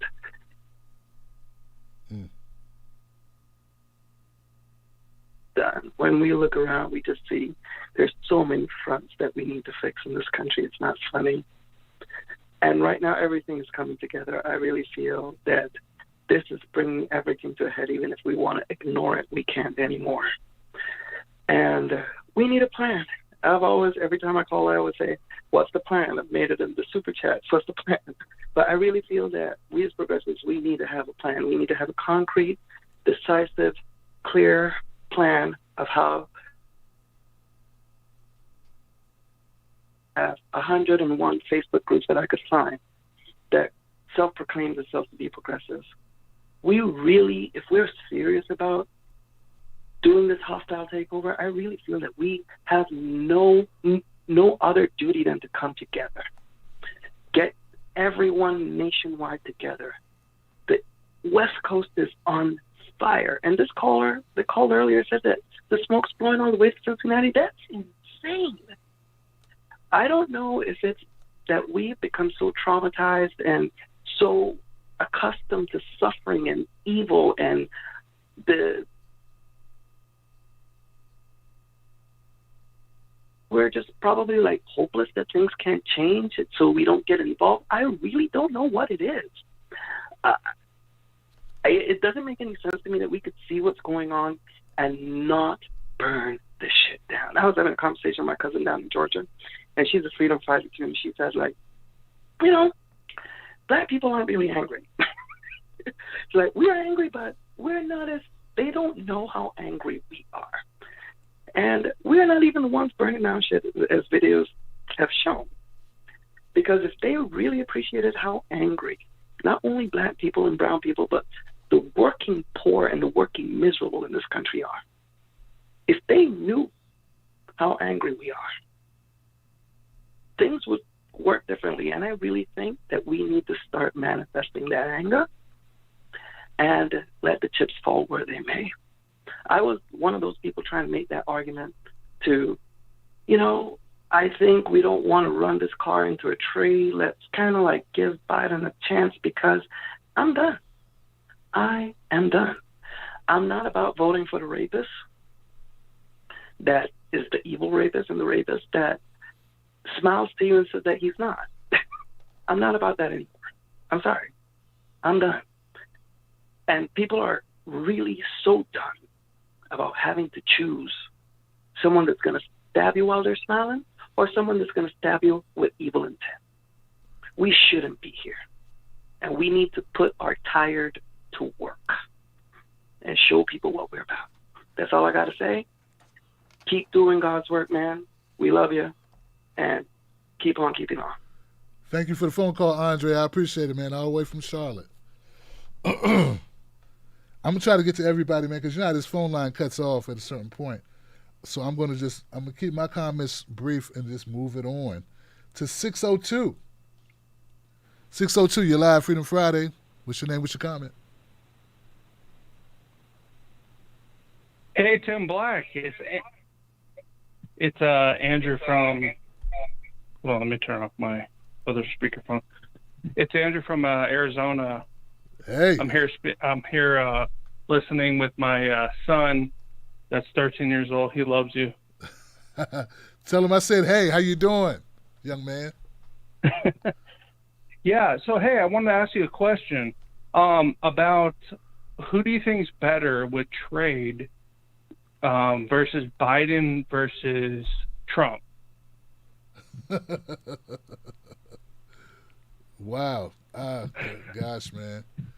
Can I go with? Well, Biden was with Obama, NAFTA, preaching the TPP at the end, and then now Trump has that new thing. So it's a new TPP. It's a new like TPP, right? Basically, a new flavor.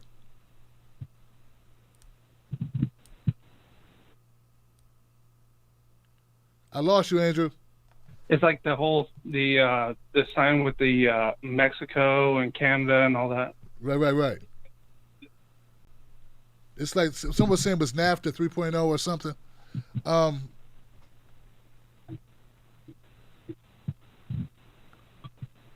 This phone line is really going bad. Any other comments for us, Andrew? This phone line's acting crazy, man. No, that's it. Oh, that's it? Thank you. Oh, You've been great. Sure, man. Thank you, man. Yeah, man. I was one of those people when I first heard Trump, he knew the right things to say for some of us. Back in 2016, when he was talking about TPP, he was against it, but he turned around and started pushing initiatives that were even worse than TPP, from my understanding. Then he doubled down on the Dakota Access Pipeline and made that like a feather in his hat. There's a number of things that Trump has done, that you would think he would be much better on trade. But the whole bidding war with China, like, that didn't help. And the farmers, it's to the point where he had to bail out the farmers because he made life unbearable for them, unable for them to make money off their crops. So, like, as far as deep exports. So, I don't know. I just think they both serve corporate interest. And typically that corporate interest doesn't trickle down to us and the workers and the smaller businesses. So that's a problem, and I think they both have that in common. But thank you, man, for calling up, Andrew. in Arizona and tell young Andrew I said what's up. And thank you for watching the show. I appreciate you, Johnson. 563. You're live on Freedom Friday. What's your name? What's your comment? God, I hate when it does this. There we go. I got you now, 563. Hello. Oh, that's me. That's you. Oh my God. Hi, this is Tammy. Thanks for the shout out earlier. This is my first time calling in, so I'm kind of freaked out. But we border the Mississippi River in Illinois, and COVID's crazy here in Iowa. Our governor is bootlicking, brown-nosing, Trump supporter, Kim Reynolds. I don't know if you know much about her, but she's crazy. And nobody wants to wear masks. So it's been crazy. We were like, I think for the last week or two, we were like #1 in increase of cases per ratio, or however they figure that out. So we're doing really bad here, and, you know, it's disappointing.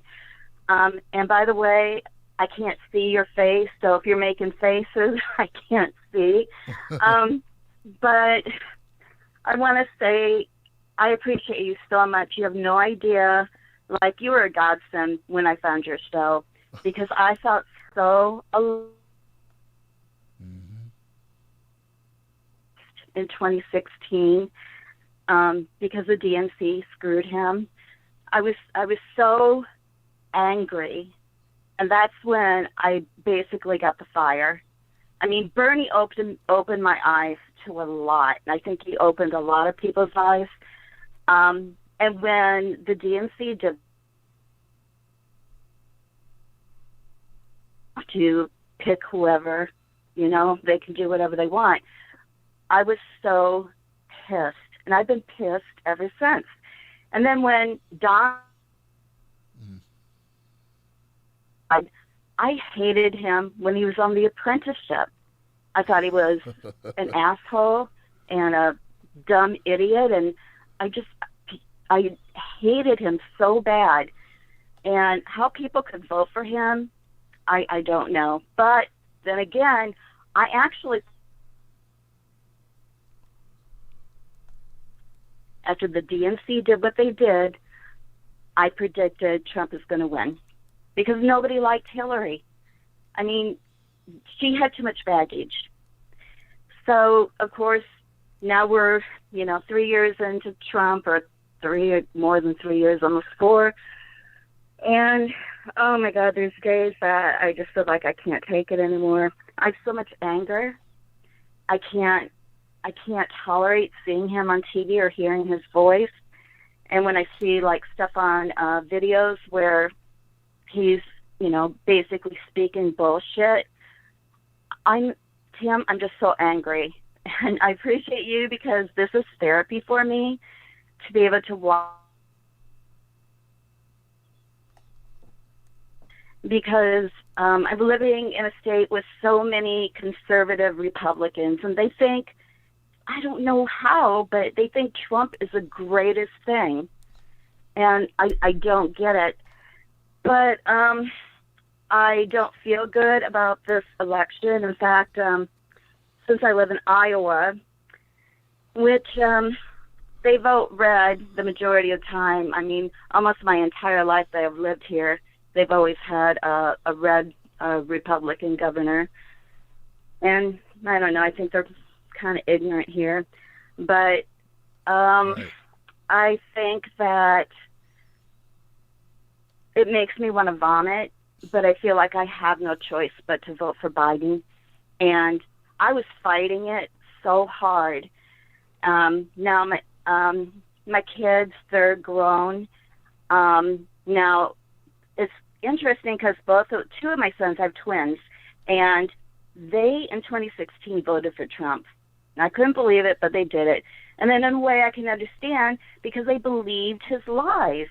He lies so well, and people believe him. So I get it. But their eyes have been you know, they're awake now, and they think he's an idiot. They're not going to vote for him again. So it's like we feel like we have no choice but to vote for Biden now. Okay. I hear you. I definitely hear you. For Jill Stein. Right.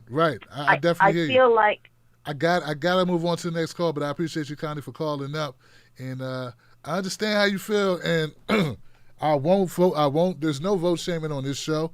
People vote their conscience. They vote what they believe is in their best interest, and they vote for the person they think who's going to best get them wherever they're trying to go. It's a lot of reasons for votes, so I will not vote shame you, and I just appreciate you calling up and being a part of the show. 612, you're live, Freedom Friday. What's your name? What's your comment? Hi, Tim. Is it me? Yes. Yes, it is. 612. Hi. This is 612. This is Julie from Minneapolis. Julie, what's on your is it mind? me? Hey, Julie. Yes, it's you, Julie. How are you? Hi. Really appreciate you also, and I just wanted to tell you that. And today, in Minneapolis, there was the hearing. One more time. There was a hearing? It was a little mixed up, and basically Mike Freeman, who was our county attorney, district attorney, was taken off the case, which is amazing. It's great. But what I want to say about that is that a friend of mine, her son, on September 31st of last year, so just over a year ago, her son was killed by suburban police in Minneapolis, and so we're hoping that it can get that with Mike Freeman being taken off of George Floyd's case, that it can also be taken off of Kobe DeMcHeisler's case. He was a beautiful boy. He was 21 years old, unarmed black man, BIPOC, also autistic, and there's like a million things I want to say about this, but one of the things that I've learned, like from going, and listening to my friend and her and Kobe's dad talk about what happened to Kobe, is that 54% of people killed by police, at least in Minnesota, are disabled. And I just want to point everyone to paying attention to what's happening in Denver right now, because they have started putting mental health professionals on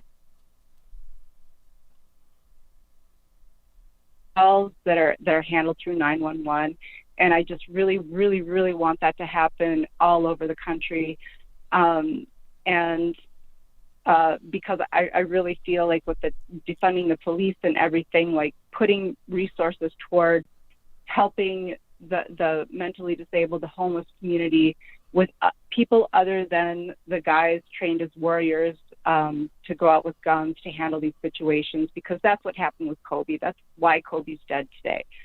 And anyway, I also just want to say, so I want people to advocate for that. I also want people to just stay in the streets no matter who wins the next election. There will be no brunch, even if Biden wins, because, fuck Biden. But anyway, we need to stay in the streets for Medicare for all, because even with ambulances going out, they cost us I have so many friends are like, if something happens to me, don't call an ambulance, because no one can afford it. Right. We need Medicare for all.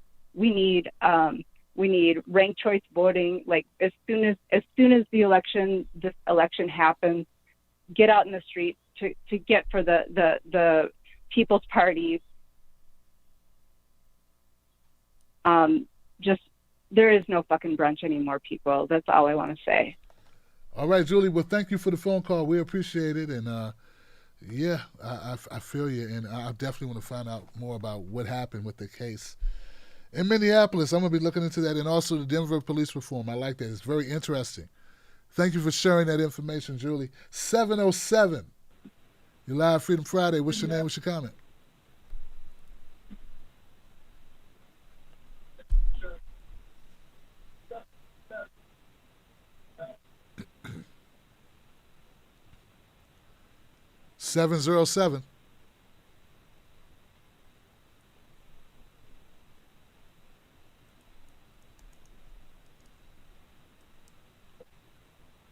Can't hear you if you're there. How sorry. you doing? Hey. Hey, so Who's this? I just want. Sorry, this is Forrest from Napa. Okay. I wanted to call in. I'm just really irritated with the fact that Biden, vehemently accepted the endorsement of Rick Snyder from Flint. Like the guy who poisoned Flint. And Biden went out of his way to laud this endorsement that he got from this guy.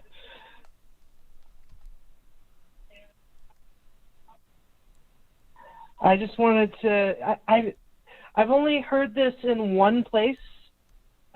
Specifically, I heard it from Michael Moore's podcast. Yeah. And We I'm talked about it here hearing that Tuesday. More people are talking about it. We talked about it here on I'm sorry? Tuesday. We talked about it here on Tuesday. Oh, oops. Well, I missed that, I guess. All right, Forrest. Well, thank you for the phone call, man. I appreciate it, and it's important to bring that up.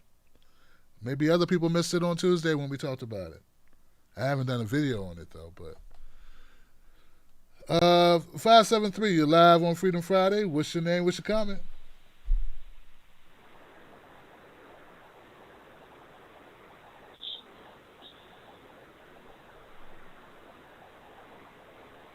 What was the number again? 573. That's you, my friend. What's up, man? Oh, 573, that's me. Okay, all right. Sorry. This is Flex Luthor calling from the Legion of Doom. So I had a question.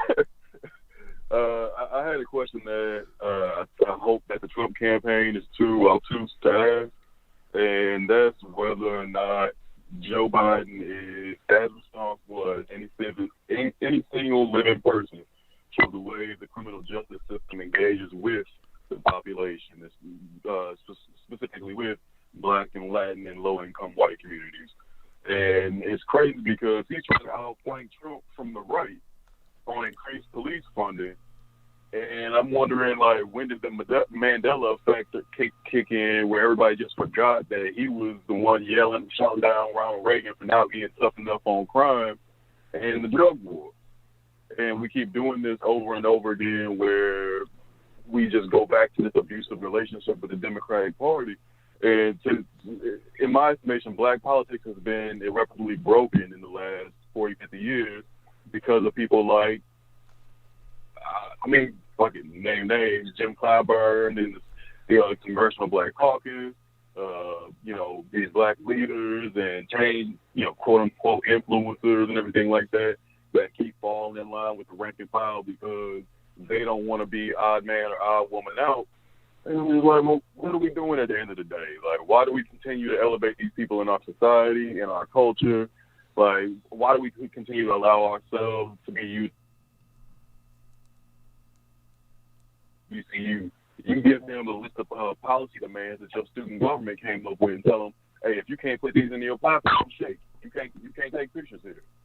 Or the next time he shows up to your church, don't let that man sit there and lie in your pulpit.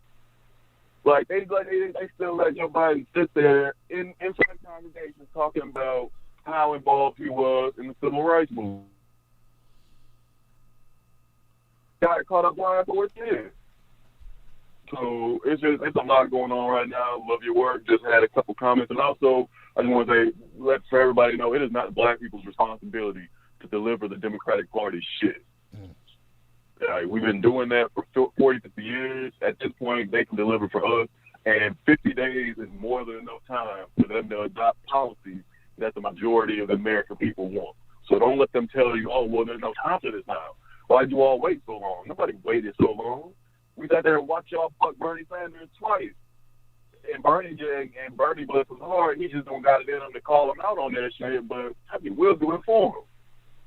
So, anyway, I apologize for the language. Thank you for taking my call. Have a great night. Thank you, Lex. I appreciate it, man. That's what I'm talking about. Get at it, because this is, yeah. And I'm glad you named some names, Lex, because those names deserve to be mentioned, right? And we're gonna let the dead rest, but yeah, you know what I'm talking about. I know Joe. And Joe knows us. Yeah, you know $1 million of pharmaceutical money. $1 million.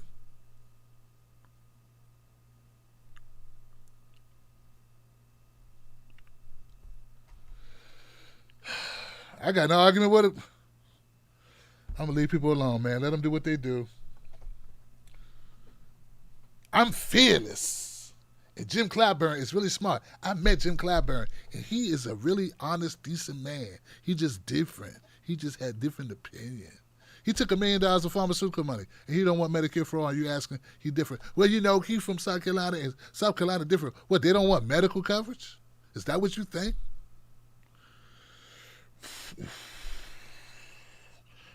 Wow. Jim Kelly up in this joint. 917. You're live 917 on Freedom Friday. What's your name? What's your comment? Hi, how are you? I'm good. Who's this? I'm Kathy from Indiana, and first of all, thank you for your show. Love it. And for everyone calling in tonight, love you guys too.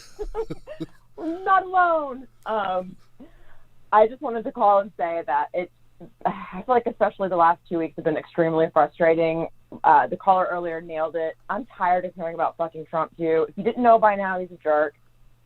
Yeah, we get it. And it's been barrage story after story after, a new breaking Trump story. I'm so tired of it because it just distracts from what we really need to be talking about. Mm-hmm. We know that he's full of shit. We know what he is, but I feel like it just distracts from the bigger conversations that need to be happening. And I find myself, I was planning to vote Green Party, but I just feel like the Democratic Party is making me so fucking mad right now. And I'm tired of the hypocrisy. I'm tired of them pointing the finger at one person. The shit was fucked up before Trump even got in office, pardon my language. But I'm just tired of it. And I'm just curious what your opinion is in terms of harm reduction. I know that we're not supporting either voter. I'm not pro-Trump. I'm not pro-Biden. But I just find myself questioning which person, if elected, would actually be worse for us the next 4 years. Because a part of me feels like people will go back to sleep when Biden's in office. And I already feel like they're pretending, they're giving Bush props, for heaven's sakes. We can't forget what people have done. And I don't know. Just would love to hear your thoughts on that and just to thank you on everything that you're doing. Thank you, Kathy. I appreciate you for calling up. And I'm going to come back to that after this. Make sure we get our last callers in because the phone lines won't be with us much longer. But I'm going to go to 601. 601, you're live, Freedom Friday. What's your name? What's your comment? How you doing, Tim? This is Spencer Spain again. Spencer Spain, what's up, man? What's going on?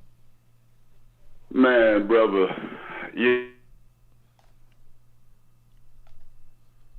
All that you do. Before I go in, I had to let you know I appreciate you.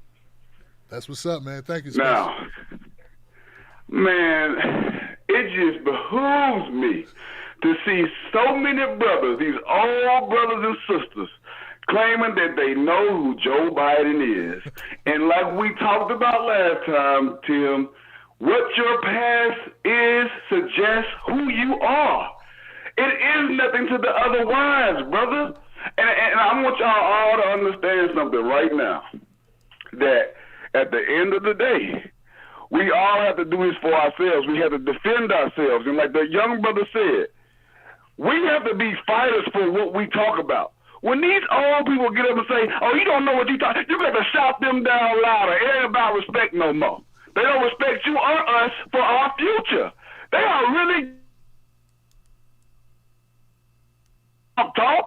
Now, I don't like him either. He is a racist. He is a bad person. Yes, he is. He is all of those things. But I'm telling you, those around me, when they start talking that jive mess, I go on them. I get in them. They be like, is something wrong with him? Yeah, I'm tired of y'all selling out for nothing for us. You're not doing nothing. Like brother said, the infrastructure bill ain't been, no infrastructure bill has been put forth. Nothing. No help to help people without jobs right now. What is really going on out here? But you want us to get in line and vote for what? Now I'm telling you now, like you said, I don't vote same people either. But I'm gonna tell you, if you come to me with that message, you're gonna get shouted down. You gonna walk away from me talking about, oh, well, he's better than Trump. In what way? Tell me. Why? How? What policies you put forth that make it so much better? I want to hear it now. Tell me. Because I ain't heard nothing yet, or seen nothing yet, or read nothing yet. I tell them, send me the link. Heard nothing, seen nothing. So at the end of the day, guys, like the guy said, please do not get down. You have to fight and shout and don't let and when they say, oh, there's nothing wrong with you, you care about your future. You care about your friend's future, your kids' future. If you even care, you will be involved with this stuff. Now, again, guys, if you're not calling these senators that you whatever state you're from, your district representative or your state representative about the things you care about, you're not doing enough. That's my opinion. I call mine. I try to get in touch with mine. Of course, they take messages. Okay, you feel like you're not getting them accomplished. But if more people did that, they will understand how important it is to at least address the things we are talking about. Nina Turner, 2024, or no one else. I'm done. The last time I voted was in 2008. I do not care. Like the brother said, it ain't my responsibility to get Trump out of there. I didn't put his ass in there. And the next person that get in there got to start doing something to make me want to vote for their ass again. Okay, that's how that works. You don't get in there. You ain't did that. Your parents don't suggest I should vote for you now. But if you get in there and you do something to make me say, my life is much better now. I'm going to vote for that dude again. Then okay. You earned my vote, sir. But what you have done thus far ain't enough for me. Tim, keep doing what you're doing. I appreciate you. My brother, thank you. Thank you, Spencer, for calling up, man. I like the heat, man, and just putting it where it needs to be put. And look, we don't have to bite our tongue. We tell the truth, and we're all doing it in our own way. So I respect it. I do. I just wish Ice Cube would come on my show so we could have that type of conversation. Because I've seen him go on some shows, and they've been talking, and it's been nice, and people get theoretical with him. I want us to talk. Like, really talk about this bullshit. 408, you're live. Freedom Friday. What's your name? What's your comment? Hello. Hey, how you doing? Hi. This is Julia Black calling from Northern California. This is my first time calling in. Well, Julia, I'm glad to have you. What's on your mind tonight? Thank you so much. Hey, Wolfpack. Hey, Tim, Raul, Julie, Alex from Berkeley, Kara. It's great to hear from everyone, and thank you for speaking truth to power. Defund the police, everybody. We have to do this. It has to be done. I had two quick questions for you, and boy, you said you don't have a lot of time left anymore, but I'm here in Northern California. Most of the western states are on fire. We've been seeing this, BS Star Wars sun, I don't know how many days now, fades in and out, orange to brown. I was wondering what you thought about the Green New Deal. And then I'm kind of fed up, and don't get me wrong, I'm from the East Coast. But I'm fed up with this 9/11 stuff because so many more people have died from the negligence of COVID. I mean, are we going to have a COVID Memorial Day? So those are my two questions. I know they're both pretty deep subjects, and I agree that Nina's the next logical step from Bernie. And thanks again for your show, and stay strong, Johnson. Thank you again, Tim, for your show. I appreciate your showing your sanity, keeping us sane. Well, I appreciate Thank you for Johnson. calling up. Thank you for staying on the line this long. And I support the Green New Deal. I don't know if it's have we decided exactly all that it embodies, but in the last iteration, man, it's been a while since I've actually looked at it. Of course, we support getting off these fossil fuels. Of course, I mean, I'm a progressive. This is part of our fight and the need to heal the planet if we want to actually have a planet that we can live on that's inhabitable for our children and our children's children. So, of course, the Green New Deal and environmental justice. I supported No Dapple, man. Water is life. And I really rode for my indigenous brothers and sisters on that issue. and only regret that I was unable to go down to Standing Rock. But gosh, what was the other? I think that was pretty much it. I mean, yeah, and also Nina Turner, how we feel about that. Other caller asked about the vote. Yeah, originally I was looking at it like, you know what, like I'm being diplomatic to people who live in swing states, who have a very, they feel like they have a hard decision to make. I live in Maryland. I don't have a hard decision to make. I'm going to do what I did last election. I voted green. Hillary won Maryland by a landslide, and she lost the Electoral College. I expect similar results this time. But that's what I'm going to do, okay? What you should do is what you think is right to do.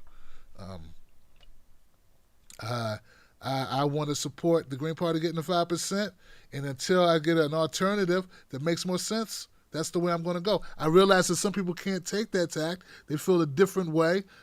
They think that, they looked at Trump and they say he is an existential threat to all things holy and democratic process, and we got to stop the fascists. At least the fascists, at least the neoliberal, won't take away your ability to protest against them.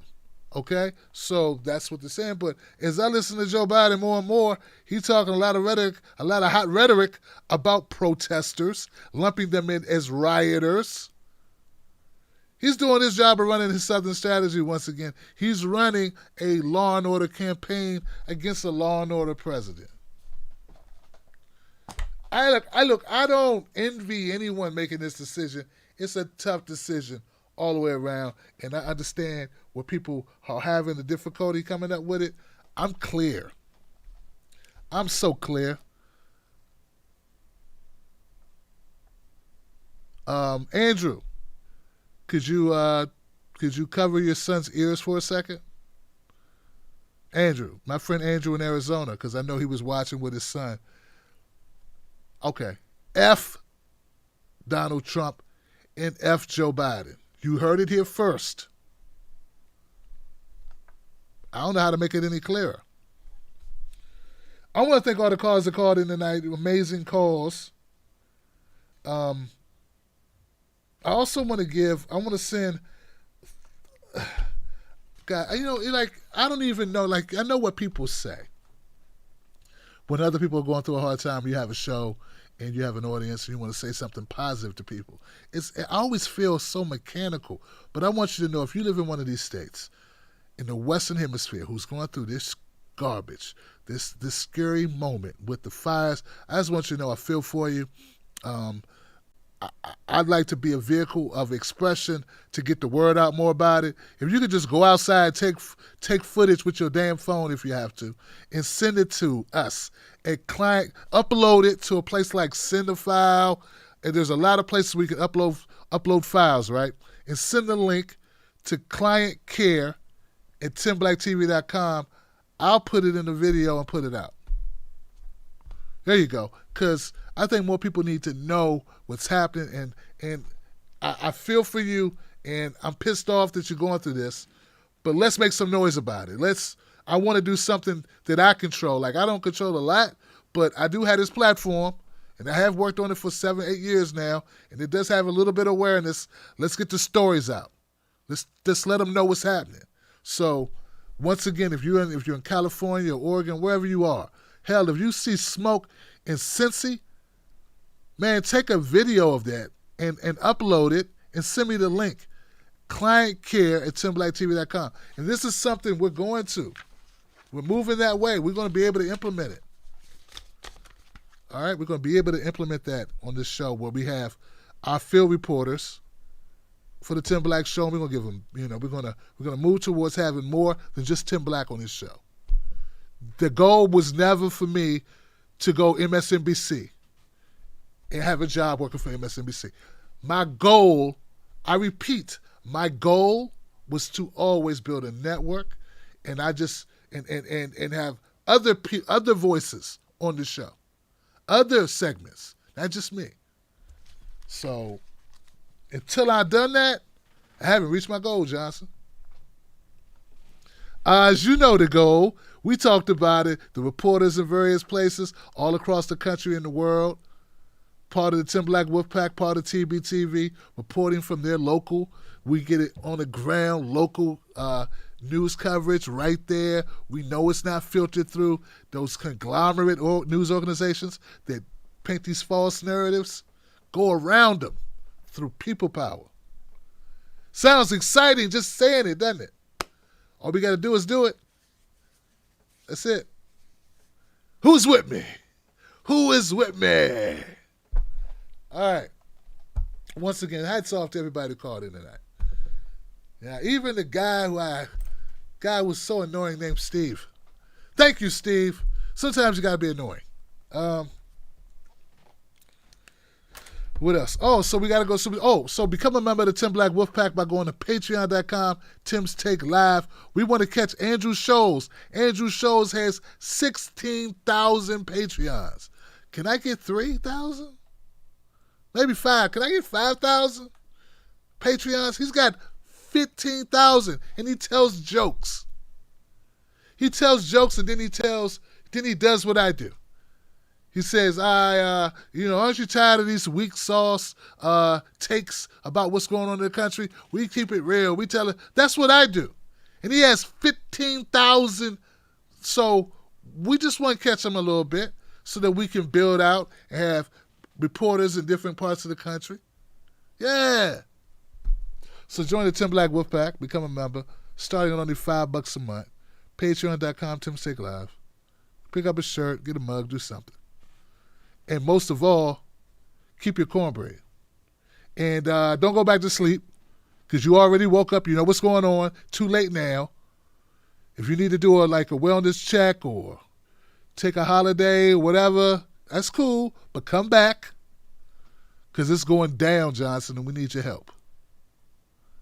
All right. Let's go to Super Chat, see what we got. Thank you for using Blog Talk Radio. Goodbye. Let's see. Super Chat. Let's see what we got here. Oh, that's right. It's on my phone, right? Because Super Chat don't work on the computer no more. On the YouTube. The YouTube changed it, Johnson. They decided that was too convenient. We got to switch it up. We got to make it hard. We can't have you sitting up here with stuff that's, that makes sense. All right, let's go. Really? Saturday?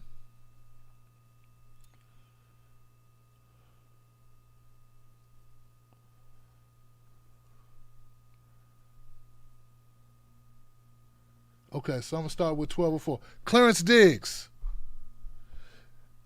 Oh, Clarence Diggs sent a super chat. Thank you, Clarence Diggs. Paradise. Thanks for all you do. Any chance you will ever stream on Twitch? Last name is pronounced Lay. No worries. Okay. Paradise Lay. Thank you. I could do that. It's just for some reason, I wasn't getting any traction on Twitch. And I felt like, but I'll consider it now that you wrote that. Sheldon Hughes. Those police should be charged with murder. Losing their jobs is not enough. I agree with you, Sheldon. True Grace. Thank you, True Grace. I appreciate you. Ramona, my friend. What would happen if the Dems actually courted the progressives and working poor instead of the mythical moderate suburban white liberal? They'd win. But then they'd have to do policies that benefit us, and then their corporations and their Wall Street friends would get upset. Progressive Geek. Will Tim be interested in interviewing someone from democracycounts.org? I just started volunteering for them. Developing software to empower people to audit elections. I don't know. Owen Johnson. Prisoners fighting wars. Prisoners fighting fires in California. Don't get released and can't get hired as firefighters. They should all get automatic pardons and jobs if they want.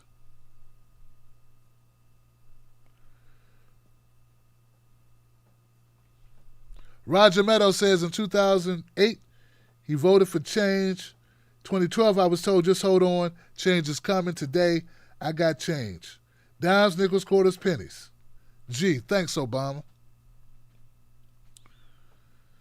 Come on, son. They could have tackled Chavez. Right. This is what they could have done. They could have thrown a net over him. Case closed. It's one guy. Yeah, he had like something he was stabbing himself with. But he wasn't running at you with it. So what are you going to do? You're going to shoot him 21 times? No, I don't think so, Johnson. I'm sorry, 24 times. Paradise Lay. Love you, Tim. Got to get some sleep now. I feel you. I'm crazy like this. That's why my schedule's all jacked up. Love your show. Cheryl Mack says, I love your show and so appreciate how much hard work it takes for you to bring it to us. Thank you, Cheryl Mack. I love what I do, though. I stumbled into it. Marvin. Thanks, Marvin, for the support for the show, man. Ed. I was going to be it, then I saw the Houston video. I feel you, man. Fanto. Let me talk for an hour about Woodward from 1983. Oh, God. Oh, God. Oh, God. Man.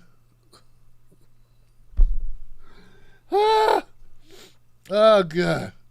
Let me talk for an hour about Woodward from 1983. I love you, man. Kelly M says, shout out to all the West Coast firefighters. Damn right.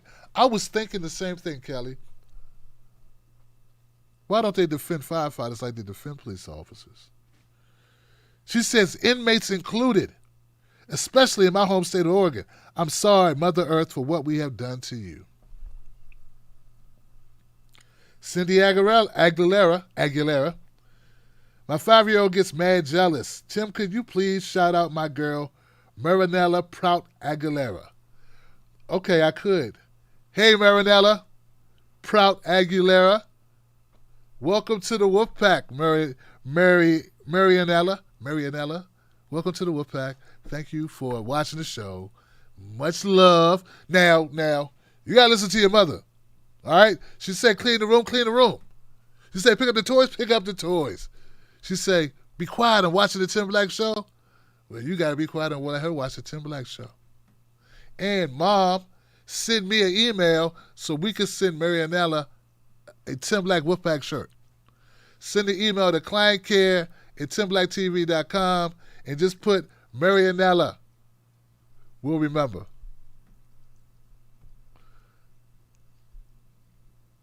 Got to do that, man. Barbara Stock. Why don't people understand that they do the work, they deserve the money? People think it's their own fault they're poor. I know. Isn't it crazy? Propaganda, man. These freaking propagandists telling these people that they believe they don't deserve it. I deserve to be treated like this. I'm no good. Yes, you are. What'd you do? Did you shoot somebody? Did you rob? What'd you do? Push a lady down the flight of stairs? What'd you do?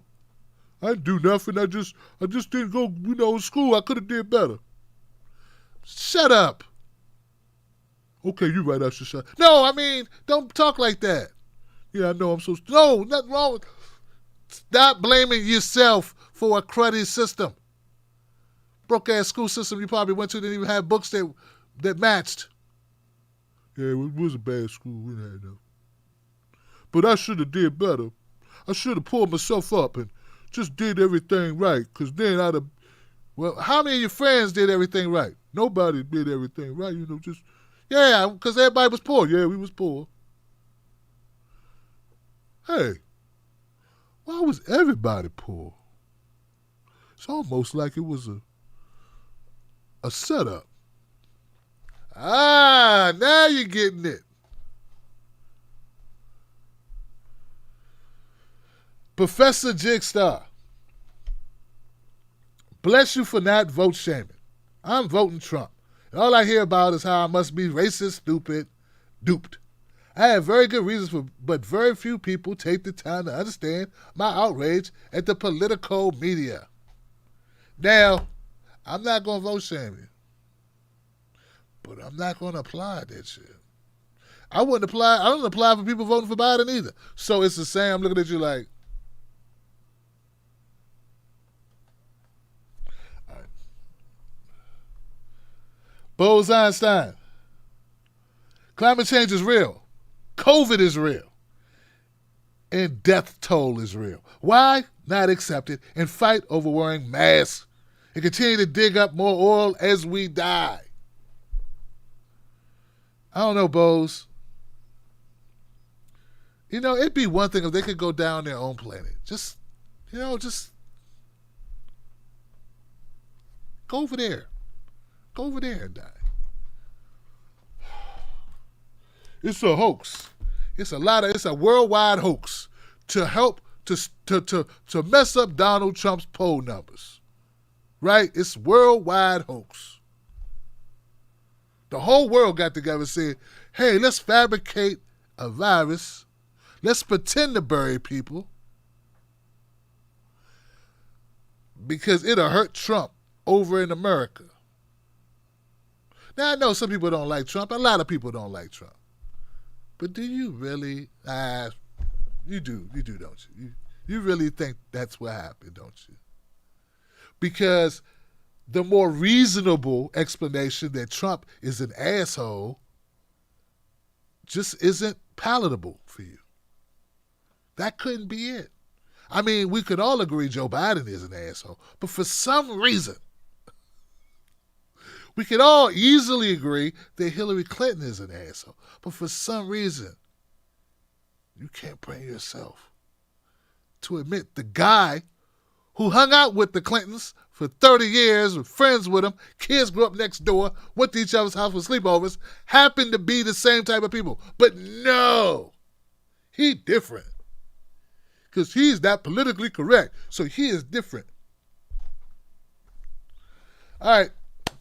Tim Black Show will be back again soon on Monday. I got some guests coming up. Jamal Bowman, Congressman Jamal Bowman. I'm going to say it. Hello, somebody. And also Isaiah James, activist, who I think is going to win next time. And he's a protege coming up. He's going to win his C2 out there in New York City. So we're going to be talking to the boys from NYC this week. And I don't know if that's a good title or not because we're some grown-ass men. The men from NYC, the brothers from NYC. I don't know. I don't know. I got to come up with a better tag for that. How about change in NYC? New York City's change agents. There you go. Boom. Sounds great. Now, my homies from NYC. Well, I'm from D.C. My mom's from New York, though. Maybe that works. Anyway, I'm going to keep you up to date on what's going on, guys. I love you. I appreciate you. Be safe this weekend. Wash your damn hands. Wear a mask. Take footage. Take footage and send it to Tim, to clientcare@timblacktv.com. That's clientcare@timblacktv.com, man. I appreciate you, Johnsons. I really do. Independent media only, Johnson. Both parties suck, Johnson. Peace, Marinella. I love you. I'll see you guys soon. We out.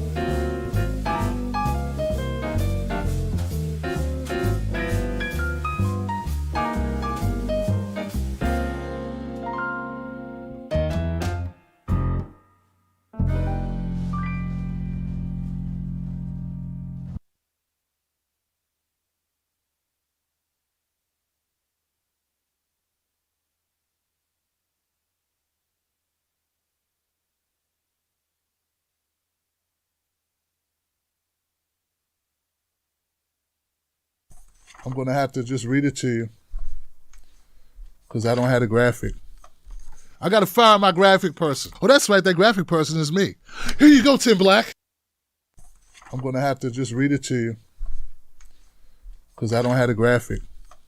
I got to fire my graphic person. Oh, that's right. That graphic person is me. Here you go, Tim Black. Be on time next time, Tim Black. It says, publicly, Biden promises a Wall Street crackdown. Privately, his camp is offering reassurance to Wall Street. Yeah, see, Biden has been going on the stump saying things that has Wall Street concerned, like, he might try to end wealth inequality. He might try to balance it so that working people, poor people, get a little slice of the pie and stop getting screwed and bent over the IKEA ottoman. Yeah, he's been talking like maybe, just maybe, he might do a little something, throw a little coin at the po folk, the people that built the country, foundational black people, indigenous people. He might find it somewhere in his soul to champion for the people a little bit. That's what he might do. And, Wall Street got a little nervous, like, hey, whoa. Does this guy know he worked for us? So then these bankers started getting worried because they're like, hey, he's out here making all this rhetoric. Biden publicly calls out Wall Street, excesses and promises to rein them in. Biden staffers privately are reassuring industry leaders that he won't focus on the issue in office. Yeah, it's just talk. As one investment banker described Biden campaign calls to financiers, Biden campaign people are calling Wall Street top dogs and telling them. They basically said, listen, this is just an exercise to keep the Elizabeth Warren people happy. Don't read too much into it. Yeah, it's just talking. It's just politics. He don't mean it, man. You good. We good. Biden is out there on the stump lying. He's out there, I'm going to look out for you, Wall Street guy.